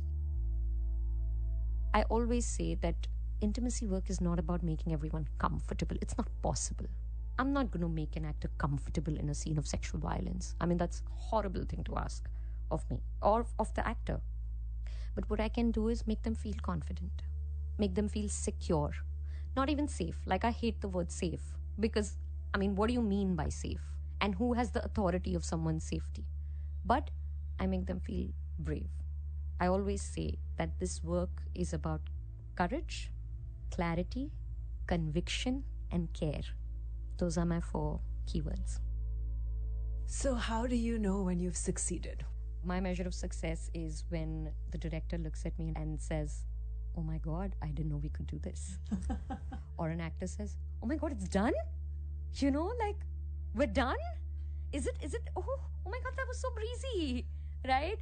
I feel like the smiles and the relaxation in the bodies of my director and actors is what matters most to me. Belly up. And hands around his neck. And paste. Yes, that's it. You've been listening to the documentary from the BBC World Service, presented by me, Chavi Sachdev, produced by Louise Morris for Overcoat Media. This is the BBC World Service, inviting you to have your say. Have you got views or ideas about the programmes on the BBC World Service? We'd like to hear them. I'm Kassa Alom, and in Over to You, I'll talk to the presenters and producers on your behalf. For the next programme, we'll be focusing on the art of the interview. Find out how you can be involved by searching BBC Over to You. At bbc.com, from our own correspondent. Heavy delivery trucks are barred from entering the city for security. Roadsides are repainted, billboards put up, and gardeners deployed. What happens whenever Islamabad hosts peace talks? This is the BBC World Service, the world's radio station.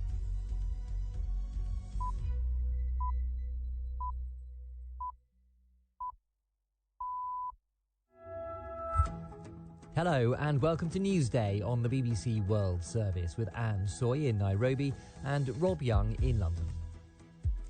Champion marathon runner Sebastian Sawe tells Newsday of his joy after he became the first competitive athlete to run a race in under 2 hours. I'm so happy. What I ran surprised me, and I'm so happy. We'll bring you that interview this hour. Also coming up, a court in Washington, D.C. has charged a man from California with attempting to assassinate President Trump at a press gala on Saturday. We'll get the latest from the US. In Gaza, a severe water shortage is exacerbating an already fraught and fragile period after more than 2 years of war. And why a big business deal between Meta and a Chinese artificial intelligence startup has been blocked by the Chinese government. We start the hour there with a bulletin of the latest news. BBC News with Roisin Hasty. The man charged with attempting to assassinate Donald Trump at a gala dinner in Washington has appeared in court. Cole Thomas Allen is accused of storming the White House Correspondents' Dinner on Saturday armed with guns and knives. The event at the Washington Hilton Hotel was attended by the president and senior administration figures. Peter Bowes reports from Washington. Court documents say he booked a room at the Washington Hilton Hotel, where the annual Correspondents' Dinner was held, and travelled from Los Angeles by train last week. According to the affidavit, the 31-year-old sent an email to family members describing himself as the friendly federal assassin. The acting U.S. Attorney General, Todd Blanche, said investigators believe Cole Allen targeted Mr. Trump in part because he appeared to refer to the president as a traitor in the email. A survivor of the late sex offender Jeffrey Epstein has called on King Charles to meet his victims while in the US on a state visit. In a BBC interview, Rena O called on the King to hear the victims' accounts. We're not asking for an investigation at this time. We are asking him to acknowledge us as survivors, to hear our stories, to meet us in person, set aside the ongoing investigations, and remember our names. And then accountability is going to be something else that we will demand. Armed men have killed at least 29 people in northeastern Nigeria's Adamawa state. Local residents have said the gunmen entered a football pitch where people were gathering and started shooting at random. The state governor's office said the insurgents opened fire for several hours, burning houses, motorcycles and places of worship. The region has seen repeated attacks by local criminal gangs and affiliates of the Islamic State. A statement in the group's name claimed responsibility for the attack in a social media message. Special forces in Mexico have arrested a top commander of the powerful Jalisco New Generation cartel. Odias Flores, known also as El Jardino, was captured in the western state of Nayarit. The Mexican security minister said Flores was wanted in both Mexico and in the US, which has offered a $5 million reward for his capture. More from Will Grant. This is undoubtedly an important victory, his arrest, for the security services, for the Secretary of Security, and for President Claudia Sheinbaum herself. I mean, these are the kind of figures that the government wants to be seen to be bringing down, particularly as we go towards the kickoff of the World Cup, which is, of course, so important for Mexico's reputation that it goes off smoothly. World News from the BBC. Italy has extradited a Chinese citizen to the US, where he's accused of stealing information on behalf of his government during the COVID-19 pandemic. Xu Ziwei was arrested in Milan in July and is suspected of acting as an agent for Beijing. The charges against him include stealing COVID medical research from US government entities and universities that were developing a vaccine. 8 Peruvian soldiers have been arrested over their alleged involvement in the killing of 5 people during a drug raid. Prosecutors say the incident took place on Saturday on a road in a cocoa-growing region in the Andes. Warren Bull has more. According to the preliminary investigation, a patrol made up of 8 soldiers signalled to a van to pull over in Huancavelica, south of the Peruvian capital Lima. When it didn't stop, they said, the soldiers fired at the vehicle, killing 5 passengers and injuring 3 others. Local media said the victims included young football players and workers who had no involvement in the drug trade. But a statement by the Peruvian military said the troops had acted in self-defense. Australia has set out plans for new laws that would make tech giants pay for using news from local publishers. Companies like Meta, Google and TikTok would need to strike deals with Australian media groups or face a levy of just over 2% on their local revenues. The move comes as more people get their news through social media. German authorities are investigating the death of a German tourist in Egypt after he was bitten by a snake during a performance at a hotel in Hurghada. The man was watching a snake charming show at the beach destination in early April. Police say 2 reptiles thought to be cobras were draped around the necks of the guests. One was allegedly allowed to crawl into the Bavarian's trousers and bit him. The victim later died in hospital. That's the latest BBC News. Thanks very much for that bulletin. Hello, you're with Newsday from the BBC World Service, live from Nairobi with Anne Soy, and from London with me, Rob Young. Thanks very much for joining us today. Coming up this half hour, we've got stories for you from Kenya, the United States and Gaza. In business, Nick Marsh on a big deal between Meta and a Chinese AI startup, which has now been blocked by the Chinese government. And in sport, Sarah Menai on Manchester United getting closer to securing a Champions League place. As ever, we welcome your messages. Our text number is +44 77 86 20 50 85.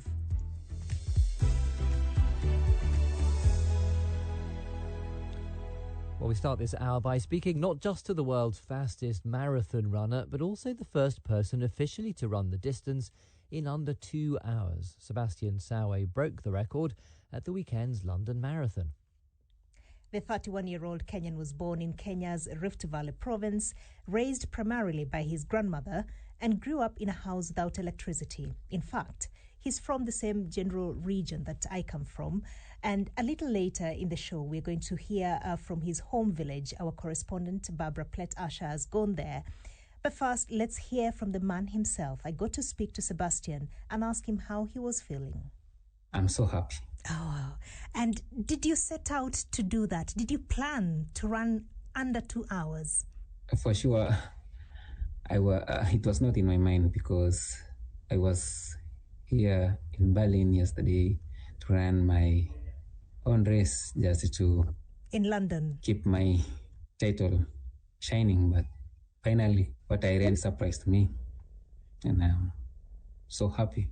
You were surprised. Did you ever think you could run in under 2 hours? Yeah, I had that dream since, and I knew one day I was to run a world record. What inspired that dream? I knew myself because I was much special in myself. I had more talent and I like so much, and I truly knew a world record one day will come to me. And you have had a fantastic career so far. Almost everything that you have taken part in has been exceptional. You have ran in 4 marathons and won all of them. What is your secret? My secret is only being disciplined always and having a lot of patience and doing a lot of hard work in training, and God, and everything will be okay. What inspires you, or who inspires you? Looking to my uncle, who was 800-meter runner for Uganda, Apram Jepkirwak. So I had that hope one day I will keep the name of the family, and finally comes true. So he inspired me a lot. And I'm sure you have spoken to your family now. How was it? Tell us, who was the first person in your family you contacted, and how was that moment? I think we talked with my wife, and she was happy. She must be very proud of you. Yeah, she's very proud of me. I'm also happy for them also because I'm doing this journey of athletics is because of them. So you had an uncle in your family who inspired you very early on. Just take us through that journey into athletics, how you got into it. How was it for you? First of all, I was a talented young boy when I was in primary school, and I ran well. I remember I used to run 800 and 1500 those time, and I continued doing it in high school, but I didn't make much effort on running, but I knew I had a talent. In 2022, I remember that was my first race running in Spain, and I was a debut in Pesa half marathon, and I won. I ran 59:02, and that's where I realized myself I'm a strong athlete and I had a good future. And let's just come back to the London Marathon. Yomif also managed to break that barrier to run as well in under 2 hours. I wonder what sort of conversations have you had with him since then? Both of you making history. He was happy, and even him was telling me he was looking for a win and also not thinking about the world record, but finally what he ran yesterday, we both break a sub-2 barrier, and he was so happy. Brilliant achievement. And for him, it was his first marathon. I imagine he must be very happy indeed. And Jacob Kiplimo would have also broken the world record that had been set before. All three of you breaking that record. Such a fast marathon. What about the weather conditions? I just want to understand the conditions that made it possible for you to achieve this. Yeah, the weather was favorable indeed, and I think that's another reason why we ran fast. And the crowd also had